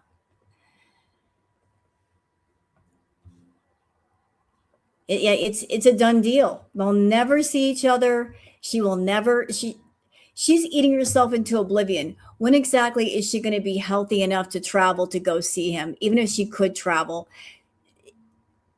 by her eating the way that she's eating, she's letting everybody know we're done. Because if there was a possibility of seeing him, she would slow the fuck down on her eating and get herself to a place where she could travel. When is the last time we've heard about her traveling? Is she getting on her channel and saying, I'm going to be flying out to see Salah soon? Like she was talking about traveling to see him, but she stopped talking that way. Didn't she? How long has it been? The Not a Couple and Never Was channel. You know what, Stock Puppet, I like that. She chose food over a future. Well, it wouldn't be the first time. She's had a few men in her life that are like, I want you to get healthy. I want you to feel better. What was his name? The one guy that she was dating? Is it Melon? Melin? Melon? Or not BB. But he didn't like her drug use. He told her, I don't like you doing chemicals. And she didn't want to give that up for a man that she liked. Why have a couple center when you're together to make money? Meaton. Meaton didn't like her using chemicals, didn't like her being high. She could have held on to Meaton maybe. If she had just gotten sober, she chose not to get sober. She chose the addiction over a guy. Yeah, BB was Milan, and then there was Meaton. There's been so many. So whenever she's given the choice of man or addictions, she chooses the addiction every time. She won't give them up. Inshallah, one day we will be together, traveling, and inshallah, one day we'll be together in your dreams, girl. In your dreams. You'll never be together. That's never going to happen. Never. You'll never see that man again. And not to bring up a certain person's name, but we all know who she's obsessed with and who she's been seeing and who she bought the groceries for. So, like, yeah, that's the one you want to be with. You can't be with him because of his past, because of the things you said. So you're keeping him in the background and you're floating him and giving him money. We all know. It's your fault that you can't bring him on camera anymore because of the things you said. That's the price you pay for lying. Not that I want to see you know who. I don't want to see him. I don't want to see him. And me mentioning him is not me putting the energy out into the universe that I want to see him. I don't. He's a bad guy. He caused a lot of problems for the community. But me talking about him is just letting Foodie know that some of us see through the bullshit. We know what's really going on. And we're not fooled. That's it. I don't want him coming back because of all the privacy complaints, the problems that he gave Girl World. I want him to stay where he's at.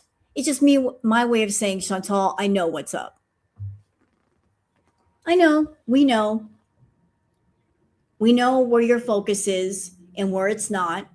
And you're using one person's name to cover up another person's name. Because you can't talk about one person. You can talk about the other person. Yep. See how crisp and clear that footage is? How pretty it is? Huh. How nice is that? Compared to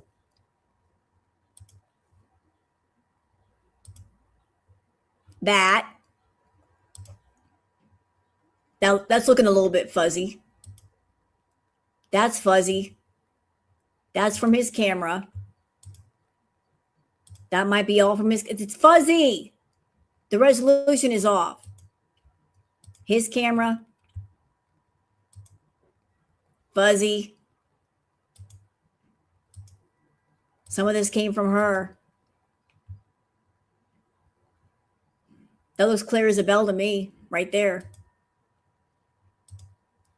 Some of this obviously came from her camera. Some came from his, some came from hers. And I'm also noticing that some of the clips are really, really short, like it came from his camera, like maybe that was all he could send her. But the longer clips, I think, are from her camera because she could film more.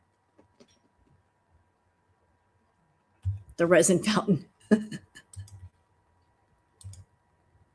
Fuzzy.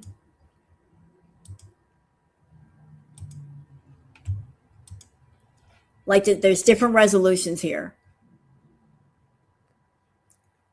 That's really telling. Look, look, look. See how nice that looks? How crisp and clear? That's from her fucking camera. And then look here. Look, where's the damn ducks at? Also from her camera. Her camera? Where's the ducks at? Damn it. Her camera.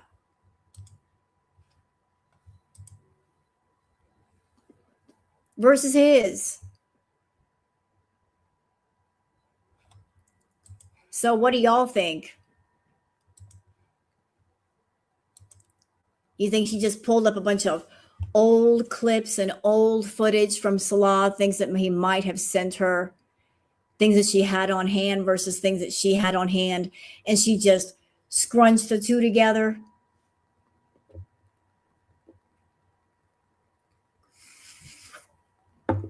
Yeah, I think so. Yeah, that video was total shit.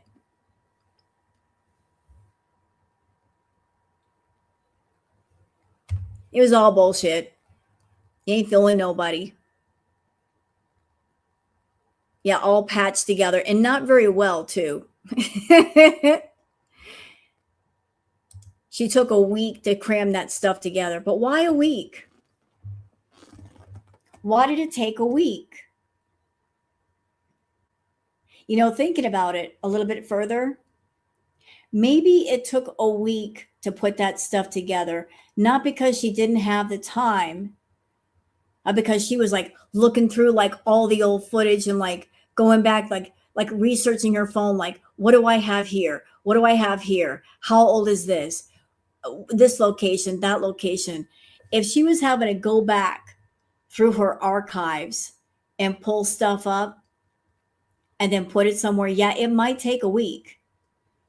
If she had to go back like a year, 2 years, whatever, it would take a week. Yeah, it would take her ages to find unused footage. Because if somebody is sending you like a complete video, or you got access to a complete video, and he could have sent her one, it wouldn't have been that hard. Let me tell you how he could have done it. He could have filmed stuff, like taken a bunch of clips, gone to his channel, his Salah Al Rafay channel, his gaming channel, made a video with it, put it all together, let her know, hey, I just made a video with all the footage. All you have to do is download it onto your program or onto your phone and edit it. And it would have been so simple. Like, I'm going to send you all the raw footage. You do what you want with it. You can add text, music, the whole 9 yards. I'm just giving you everything in one shot, and you can edit it. And it wouldn't have taken a week. But if all she had to work with, trying to convince us that he's still around, is a bunch of little bitty fucking clips, and some of them are like, one, it might be a year old, one might be 2 years old, and just trying to piece it all together and make it look cohesive, Chantal, you failed. That footage came from different phones with different resolutions. It happened at different times. Guarantee you it did. It didn't look cohesive. You just put a bunch of stuff together. Boo. Boo, bitch. All right, I'm out. Thank you, Nancy. Not once did we hear him speak. He barely said anything. It's his vlog. Why isn't he speaking? Why isn't he explaining things? I think that would be the last couple's vlog for quite a while, folks. Yeah, I think that's why it took her a week. She had to really go back through her archives, and I don't think she has any more footage. Yeah, she didn't name landmarks. Nothing was explained. None of that.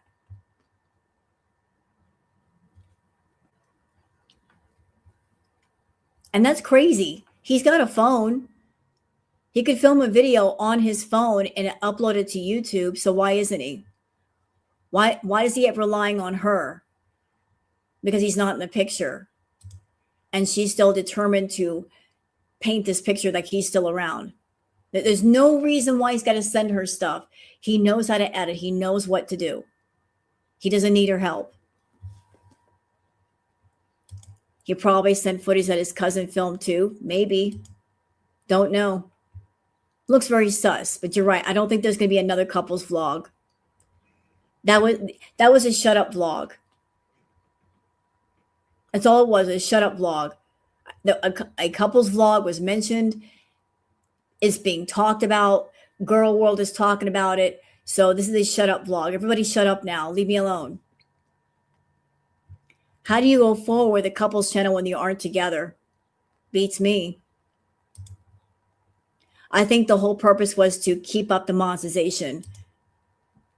And why is that important? I'll tell y'all why it's important. The couple's channel, I think, is a backup channel in case something happens to her main channel. Like just in case something happens to the Foodie Beauty channel, she wants to make sure to keep the monetization going on the Salat and Chantal channel so she can film. Like for some reason, she's like, I don't want monetization on this channel to drop. So food, bill money, and yes, backup. So that's all I got for today, guys. I'm going to go. I'm going to feed Queen Booger and myself. And I'm going to leave you guys and get some stuff done. So thank you guys for being here. For those of you that are on my channel, don't forget to like and subscribe. And I'll see y'all later. I'm out.